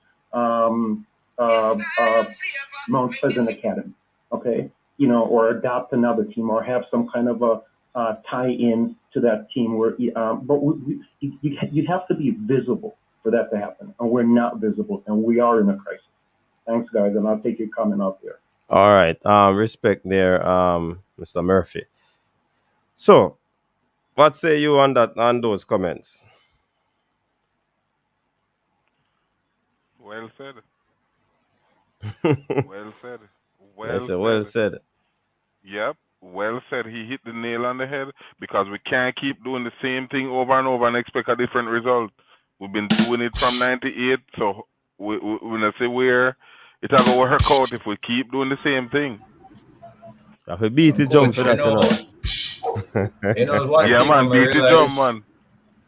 And there's one thing where I realize as well that I think is one that's really holding us back up: the ego of the persons of Jamaica that have control of our football. It's as if they don't, anything that they say goes. If they don't agree with it, then it doesn't make any sense. It's as if it's pertaining to the same comment what Rowan said earlier, pertaining to the Patrick Vieira taking advice from his assistant. I just think that we have this ego issue as Jamaicans, that once we are in charge, we don't want to take anything from nobody else. And I think that's one of it, because when I was playing football, you had coaches that would tell you things. The way them talk, it make you feel as if they're the best coaches in the world. But then when you realize that some of them know in the Premier League, like before my born, I never see them. From my born, I never see them team in the Premier League. So I think we have a big issue in that regard. That's the only issue, but I wouldn't say that crisis as per se. Because a crisis is something that it's fully tearing. Everything is tearing down. I don't see our football tearing down right now. Yeah, I believe that if you say it's in a crisis, then it's always been in a crisis, given where we are, right? And I do believe, though, the world is making progress and moving forward. The question is, are we also making progress and moving forward? But you can't stay stagnant. You always got to think about enhancing what you're doing and improving what you're doing. And I'm not sure we're doing it enough or moving fast enough. And I always go back to this, which is, even sometimes we don't have resources. If you have very bright people, very smart people in a certain role, they figure it out. And, you know, I think Murphy mentioned something about Speed mentioning trying to source funds from the diaspora, and that didn't work out well. When did you start sourcing those funds? When you're in the middle of the World Cup campaign? How long ago were you trying to figure out what resources I need from what sources and putting a plan in place to try to garner those and try to get those resources? When did you even start thinking about that? Is it a reactive thing, or is it proactive where I had a plan, I'm trying to implement my plan? As Kendrick and I talked about before, way back when we went to Florida, there's no advertising of the Jamaica team playing in Orlando. Look at Jamaican live in Florida. Friends of mine who were in Fort Lauderdale, which is about a couple hours away, didn't even know that Jamaica were playing. And they are football fans. So how have you promoted your product to then bring people to bring their resources to buy into your product? It's a lack of planning. It's a lack of planning execution, because you don't have the right people in the right seat making the right decision. Cranky, it's not something that's just in Florida as well. I think a lot of where about marketing for the JFF has been poor, because even when Jamaica is playing games, you have a lot of persons not even aware that Jamaica is playing games. Is that the fact that they're not interested, but there isn't much marketing that's being done pertaining to the Reggae Boyz in Jamaica. And persons will have it that is because Jamaicans are not interested. But I think it's just a fact of how much aware. There's nothing much being done. Because even the game with Peru, the JFF, everything that JFF do last. The game has been announced by the Peruvian Football Association, but it's still nothing from the JFF. So it's either them don't know if you use social media, either them press release on work on a weekend, something. But we can't. Just the lack of transparency is one thing. Everything about the JFF is just stuck in the 80s. Not even in the 90s, the 80s. Everything is just stuck in the 80s. That's one of our biggest downfall right now. Because they have a YouTube channel where they have 6,000 subscribers the last time I checked. But don't them even know so them can make money off of that. Them can do interviews with the players that are here, so Jamaicans can actually know the players that are here. Because most since that we have a lot of overseas-based players, do interviews, do some fun challenges with the player, do some meet and greet, something with the players. Then none of that is being done. But it's still the more persons to come out and support persons where them don't know. So all of that, that's what I say. Those are the things that can be changed, or I think that can make changes, that can make the things better. But that's the wrong persons are leading the charge, I think. Yesterday. Hold on, Ron, hold on. We have a caller online. Caller, could you mute the background and Yeah, it was refreshing. It was refreshing to listen to Mr. last night. Yes. Are you hearing him? Not really. Low. Well, hold on. Your volume kind of low.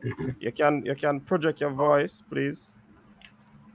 Okay, are you hearing me now? Yeah. Yeah, okay. No, I was saying it was refreshing to listen to Mr. Steve last night. I'm one of those that think that we tend to blame the JFF without knowing exactly what the operation is like, and we really appreciate that you kind of clear up some of the myths or clear up some of the ideas that we have about the JFF. But one thing a couple of things that I wish was asked. I didn't get a chance to really participate, but I want to see a clear path, or we can go ahead and develop Jamaican soccer. That I didn't know. What's our number one priority, number two, number three, number four, and list that down the line. I was also encouraged when he invited, I guess, the bloggers to participate, or not really invited, but he kind of leave a window so that bloggers, because we have these conversations, you listen to all the bloggers, the soccer bloggers, and we have some brilliant ideas, brilliant discussion. But nobody knows where those ideas are going. After you talk, it just go to waste. No, We need to have a forum. We no, have you know, a caller. venue Caller, so that sorry. the GSS can really, this is what we're saying and implement some of these ideas. Now, one of my thought process. Are you hearing me? Yeah, man. Hello? Yeah, we're hearing you. Yeah. Okay. I'm not hearing the feedback, so I'm wondering if you're hearing me. Now, this is something that I raised in a program 4, where we talk about developing Jamaica soccer. I know it was raised. I'm not the original. I didn't conceive of this originally. I heard Steve Buckner talk about this. There was an article in the paper in regard to starting out with the style of play. Jamaica needs to establish a style of play based on the attributes, based on the strength of the players or the type of players that we have. I remember Steve Buckner talk about the speed and the flair. Craig Butler, Steve Buckner now, Craig Butler talk about the strength and the speed of the Jamaican players. Why can't we look at these attributes and say, okay, now we're playing in a region that play a sort of South American brand of soccer, even though you have Central American player, we're in the zone with the Central Americans, but they basically play like the South Americans. And when we play against these players, you notice that there's some huge deficit in the way we play. Why can't we establish a style of play? Look at our strength, look at our flair, look at our intelligence, look at our whatever you want to look at, and said, okay, these are the qualities that we want in the Jamaican soccer. Once that is established, then we can go forward. We're going to choose a coach who can promote this style of play. Now, not only look at a coach that can promote the style of play, but we're going to look for players who fit into that structure. When we look abroad for players, we're going to say, okay, are these players, are they able to fit into the structure? Okay, now once we change coach, these are the things we're going to interview coach and make sure that, okay, they're going to advance or they're going to be consistent with what we have established. And I say that because that would put to rest that argument of foreign players versus local players, whatever, or foreign-born players. Because once they fit into this program, then we can say, okay, they fit. They just simply fit, regardless of where they're born. So that's my take. That's my contribution to the program. Okay, thanks very much for your contribution, sir. Big up yourself and stay tuned. Okay. Yeah, man. Good. So, gents, what say you again on this? The callers. Oh, Ron wanted to say something. Okay. Yes, I was saying that a particular leader of Libya once sent out 4,000 of his brightest minds of his country, right? And he sent them out to France, Germany, Italy to become the best doctors, nurses, and to facilitate his country. And I think Jamaica could do well with an idea like that. You understand, in terms of the best and youngest and brightest minds in the football fraternity, sent them out to gain the experience and the knowledge out there in terms of to help with the football, because the football has gone way, way, way beyond just what we know in Jamaica. You understand? And yesterday, I went on the ISA website. Because I was looking for, a school of mine jersey to purchase. Unfortunately, not even the jersey for sale. You understand? Nothing. So we can contribute back to the school or in any way, shape, or form. You understand? When we look on the ISA website, we see the like 4 days ago game being posted on that website. You understand? We need to see improvement in social media work, stuff like that. It's just lacking. It's just way behind. You know, the style of football, we don't have no style of football besides like 1994 Carl Brown days, kicking the ball way over in the ear, nothing. So we need the brightest minds out there. And as that caller just said about the social, the vloggers have great minds and great impacts. They can shed their light on things they see and things that can be improved, and it need to be collectively reserved to take a look at. We have people who have the brain out there in Jamaica. We do have those people, and I think that we should send those people out to gain more knowledge into what we would need, to harness the new style, the new, things we can attribute to our own football in Jamaica. There's no harm in learning from other people. I'm tell you, Mr. What I can say is, right, when a person, the more you do something, is the better you can become at that repetition, in terms of repetition, right? The same thing with grassroots. Remember, grassroots is defined as any non-competitive, non-elite level activity, right? So, for example, grassroots football is even basically community football. Football being played in the community is grassroots football. And I live in the corner league, 7 versus 7 is grassroots, right? But I think the problem lies where the players are playing, right?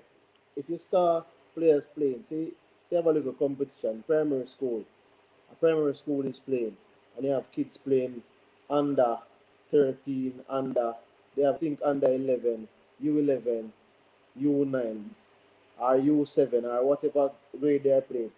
The Premier League clubs that are in the country, the Premier League clubs, that means the highest level of football out here. The Premier League clubs should have scouts at some of these games to see a child from the age of 6, the age of 7, to bring that child into their structure at the age of 6, at the age of 7. So until something like that happens, because guess what happened?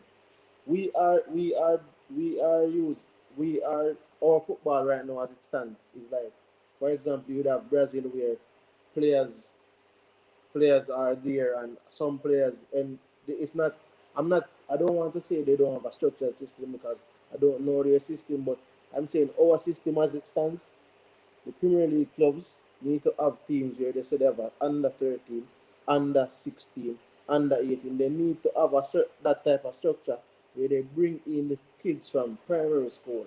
Once you identify them at primary school, so by the time the child is even in high school, by the time the child is at 12 years old in high school, he would have been 6 years at Harborview already.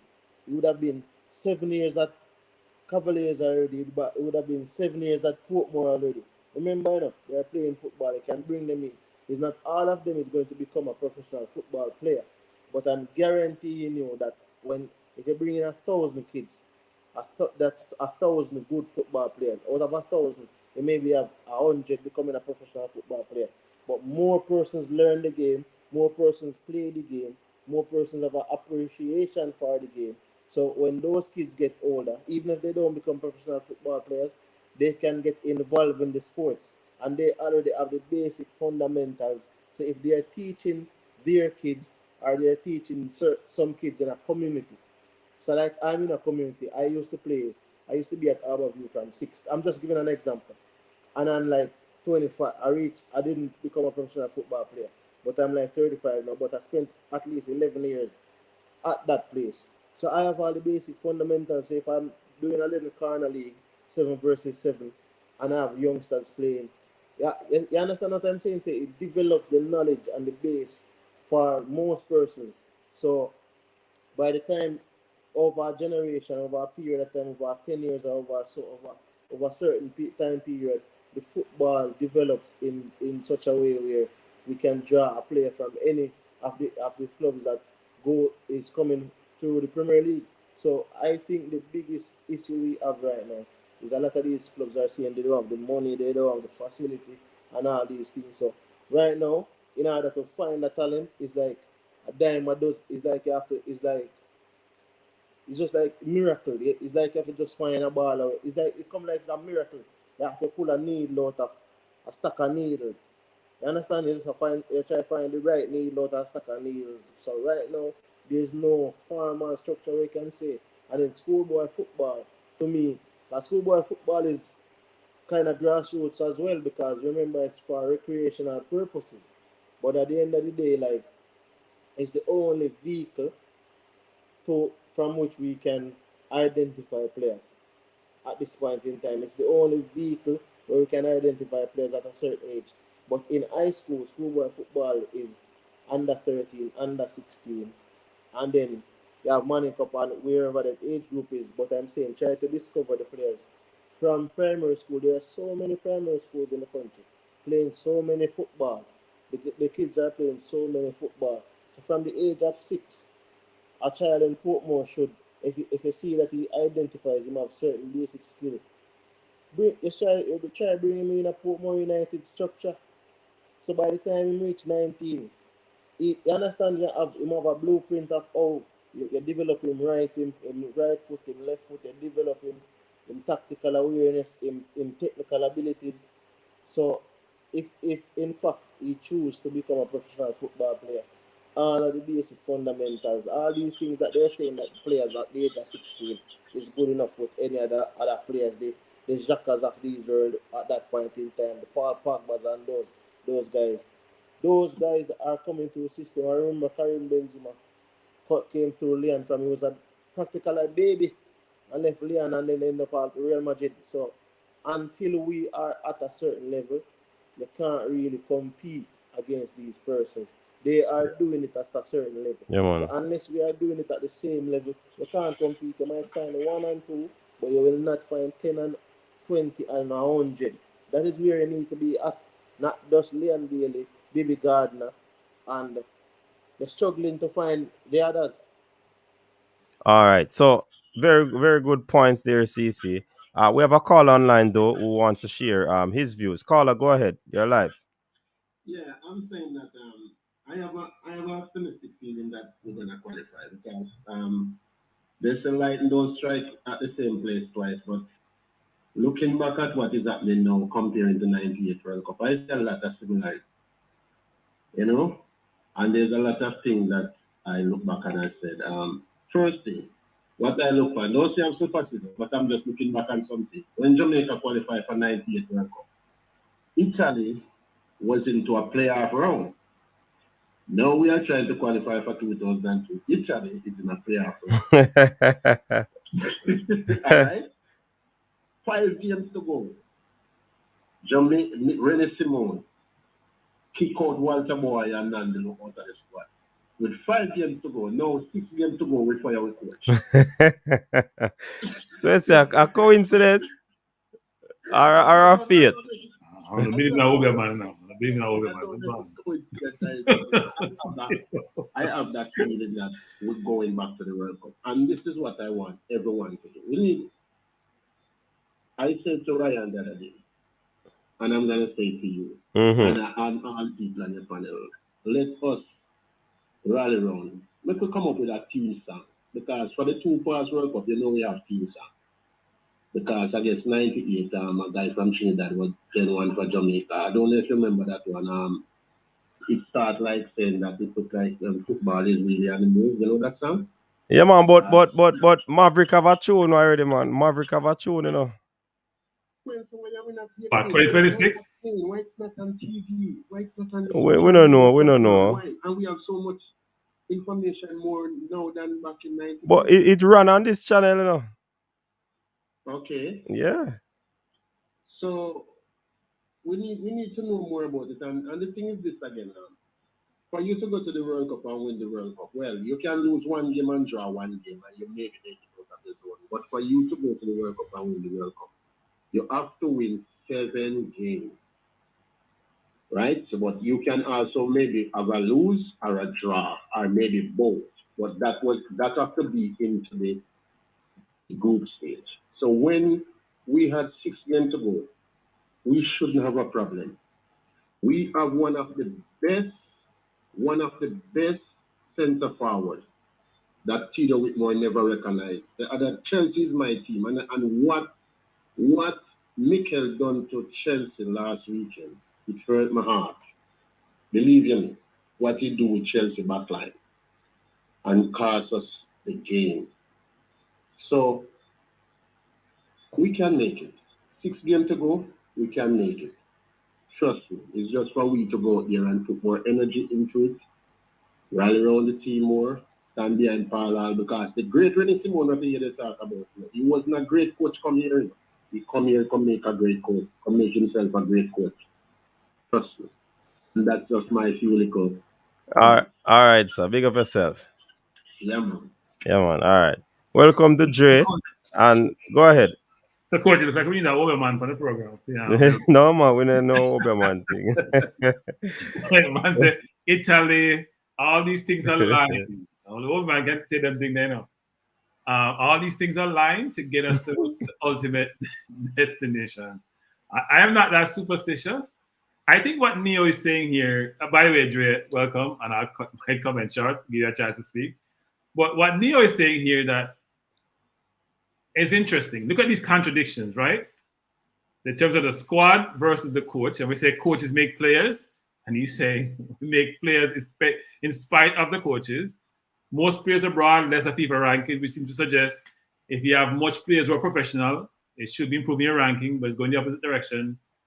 And more access to a broader community, and yet we don't necessarily have, I'm going to call it the leadership, to garner that community and bring them together to help in some way, shape, or fashion. So I think what I would put from this is that we have talent and we have resources, may not be monetary resources, but we don't have the leadership to get us where we need to get to. All right, good night. Yeah. Coach, everybody can hear me fine, right? As usual. All right. So talking about resources, so elite players in Manchester and Clarendon area, US Scouts will be holding a combine on the 16th of December. If you're interested and believe that you're an elite player and play Manning Cup, not Manning Cup, the Costa Cup, and you believe you're an elite player, just DM me your date of birth and your name, and we'll do research from there on and give you the relevant information needed. But you have to do this before the 13th. So coaches from the US going to be holding a scouting combine. Well, before the 13th this month? Before the 13th, yeah. That's a short notice. Well, by tomorrow. Tonight and tomorrow. Yeah. Yeah, tonight and tomorrow. So the DM me after the show or tomorrow sometime during the day. But yeah, let's get to it and get some of these youths recognized and get them on a bigger scale outside of the country. Yeah, man, good initiative that from Dre. Yeah, man, big up Dre. Big up Dre for that, you know. Yeah, good initiative, brother. You know, and this is where CC there said earlier too. So we need the youth, we need to get down to that level first and bring them to this kind of exposure first. And here comes Dre with this kind of initiative now. So, you know, but I'm gonna reach out to some of my friends them by States. I have a lot of friends by States and Monroe College. So I'm gonna reach out to a couple of them up there as well who are, you know, very, very good and professional footballers as well. Remember I know. What's that? Manchester and Clarendon, where States there? You go on. So the talent I work with, if you're talented enough, they make it squad. Manchester and Clarendon, there's a reason. They have auntie and uncle with their dresses over there. Remember, them have to start somewhere in a run. But Dre, people them want you drop your Twitter or your it's the same. Remember, they said the thing patent in a coach. So the same thing on our platform. Dre anywhere that sports. Mm-hmm. There's only one. So the same one. And then Twitter, any Dre, but not quick up on the IG still. So just drop the the information in the DM and me pass it on to the relevant authority. But me I gotta do some scouting before me pass it on because my name attached to it, you know. So not just anybody who believe in themselves. You have to play the Costa Cup. You have to identify it as an elite talent. Because this is next level. But big up everybody who believe in themselves still. But you see, Cranky, the same thing what we did talk about a minute ago about sending that particular president who sent out his people. Remember I told you about it. Remember I was saying it earlier that we have you sent out 7 of your brightest minds out of the country in order for that exposure. Gaddafi. Absolutely, he did. Absolutely, he did. So he did a wonderful job and sent out a couple of his brightest minds out of the country. If you can read in his book, the Green Book, if you can read that book and you understand what he did and the structure he did for his country in terms of sent out his people out to France, Germany, all these countries to get them, the exposure. And here comes Dre now on the program saying that, about this kind of exposure as well. So this is what we need. We need to, and then Dre, after we sent out these players and they get this kind of exposure and thing going, you see it? When them get this kind of exposure out there now, how do we as JFF or JFF members now continue to enhance this kind of initiative now? You understand me, Coach? Mm-hmm. How can we follow up with these youngsters who get this kind of exposure now? If we say, yes, these youths have been getting this exposure, how can we follow up with them? How can we further back them in this kind of capacity? That we just drop them away aside. All right, so here we go now. We have to start somewhere. So they start at the beginners level, probably playing like Pepsi, the lower league, and when they reach to this level now, instead of just going to the streets, that's where we pick up. We take them up and then they can spread their wings to a different level to face strong competition and stuff outside of Jamaica. So when they go to college now and get that professional settings and training, then they can also move on to the next level, which is MLS. Hopefully a Scandinavian, European team. And then at that point, when they reach that level to be called to the national program, then at that point, we have the best available and playing in a stronger and better competition. Also, youth levels. These players play in college, overseas, and they're playing at a competitive level than the Premier League. Then we can also draft them in. Remember, Darren Mattax. A lot of these players went to colleges in the United States, dominate, then went into the national team. Yeah, definitely. It's a good initiative, and it's a thank you again, Dre, for that. Believe me, you don't know how much it means to if you're a little youth right now, hear something like that, and him can step in and further him talent. And make and get and embrace the opportunity, Big up again for that. This is just a step two. Maybe we can have other, because of the platform that we have here, maybe other countries, other US states, they have the same initiative, and then they can use that initiative to say, okay, they did it in Manchester and Clarendon. We're going to take it to Western Jamaica. Or our next one said we may take it to Kingston. We may take it here, there, St. Thomas side, Portland, all over the island. And then it becomes even a year-round thing. Since you mentioned that, Dre, me I go to me live only like 5 minutes away. Me live 5 minutes away from the New England Revolution Stadium. So when me I go go there and find out from them when are they doing their recruiting and so forth, because they do. Because I see them since I live here in Massachusetts, I've seen them drive around and search for talent before they had them updated scouting sessions where they're now drafting from colleges and so forth. That's what they used to do before. They used to actually drive and search for players here around Massachusetts and environs. You understand me? I say, so what me I go do? Me I go see exactly when of them scouting event too, and me I go broadcast it as well. So if players want to even fly in, me have plenty of space. Me can give man space to stay, and then you just go over to Karen will go over there. You understand me? I say, coach, me want to give people that opportunity as well. If you can actually participate in the scouting opportunity here as well. You know? So, me I go look into that, as you said, Dre. But Dre and Coach, that's as I said that I was just on IG a while ago and I saw where Mr. Butler posted something that they're having trials out in Kingston between the 17th to the 23rd. They're saying they have 10 Premier League clubs from Germany, Belgium, Canada, and the US looking for a young. So it seems as if clubs are coming to Jamaica now.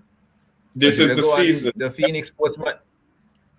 Yeah, the Phoenix Sports Management. If you go on their IG page, they don't give a number because I would just place it here. But they're saying to just contact the media management for Phoenix, and so persons. It doesn't seem listed for Kingston persons or loose as if any youngsters can go in. It doesn't have an age group, but it's just they're inviting persons to just make contact, and then you can actually show up. So I don't know if that will be a help either. And the dates don't clash neither, so you can go to both camps if you want to make the challenge. This one is the 17th to the 23rd of December.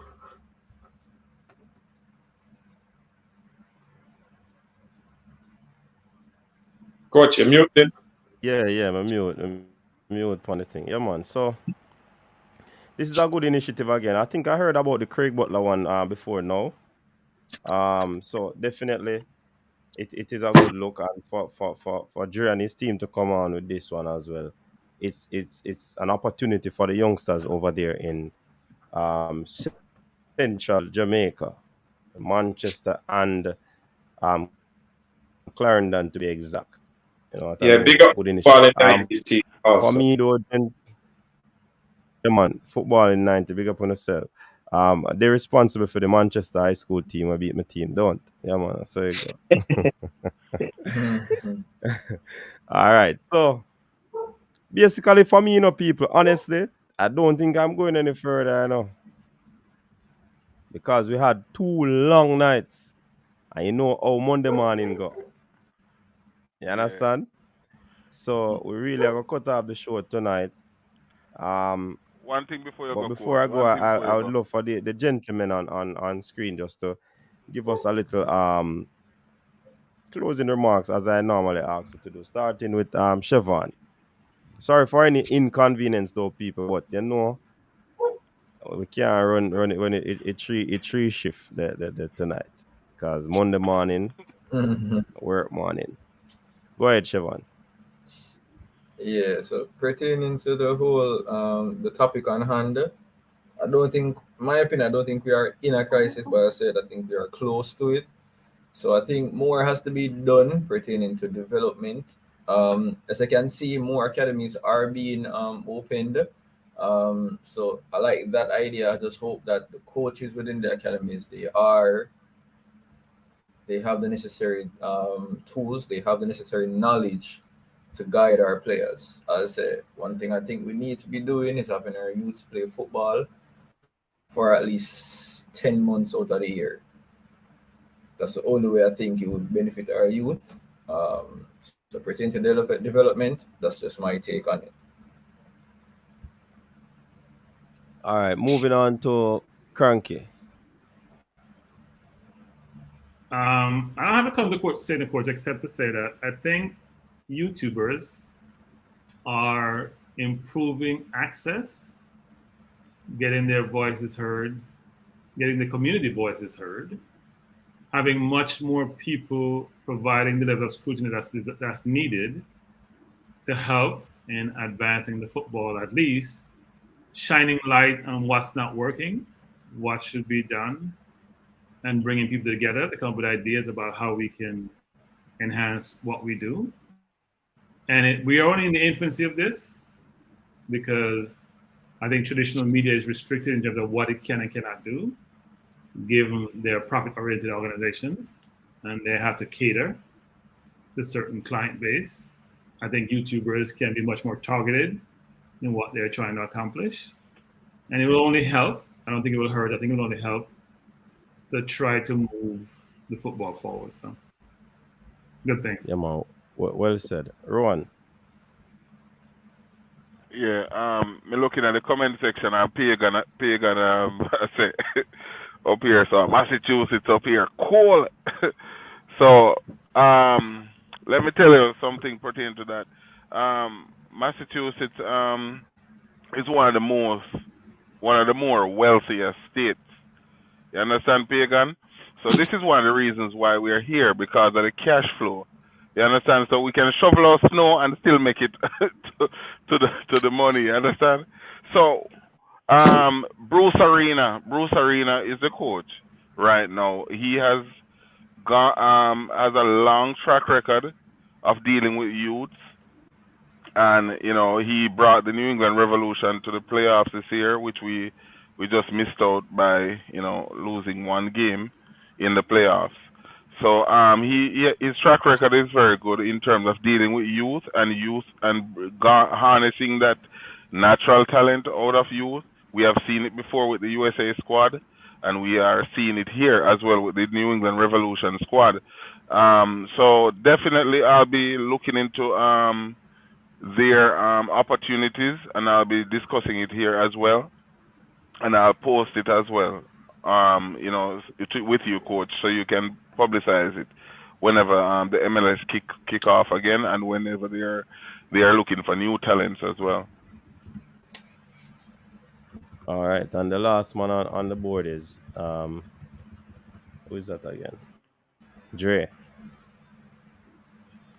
So thanks again for having me on the program, coach. Big up yourself. 3 nights we do it this week. TripleTreat was a success again.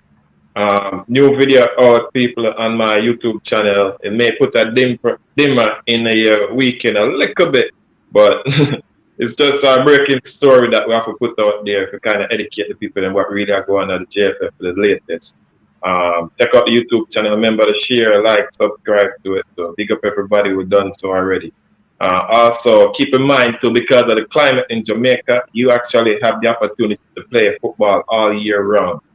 So when it's not the schoolboy football, it can be the club football, then it can be travel football outside of that. So we do have the opportunity to play even football more often than most of any other country in the North America, US, Canada. So we need to step up our game where that is concerned. And from there, just big up on yourself, everybody in the chat and the comment section. Remember, DM me info Manchester Corindon Elite Talent playing the Costa Cup. DM. All right, so big up to Dre again, big up to Rowan, big up to Cranky, big up to Chevon, CC that was here too as well. Big up to all of the people who stopped by this evening. As I said initially when we started the show, it's not going to be a long one. I think I can do about 2 more hours, but sometimes you have to really slow down because, this coming weekend we want to have a blast. We have 2 interviews coming up as well. Renee Simons, the professor, should be coming on. We also have, for the track and field lovers, Gregory Arton, 3-time medalist at the Olympics. So you can't afford to miss those. And then the Weekend TripleTreat. We're trying to sort out something to have a special Weekend TripleTreat, because the next weekend are gonna be Christmas, so people are gonna busy them time there. So we want to try to do something special for this week. So we don't know how it's gonna go yet, because we're still putting plans in place. But let's see how that one goes. If it not going nowhere, I don't know, we still are gonna come on and do what we do best, talk sports. So bless up yourself again, people. Have yourself a wonderful week. Until next time. Stay safe, and we normally say, peace out. Your style and your flavor make the city rock. They must say the season come out with a bang. Coach Minzy, best round here. Remember that.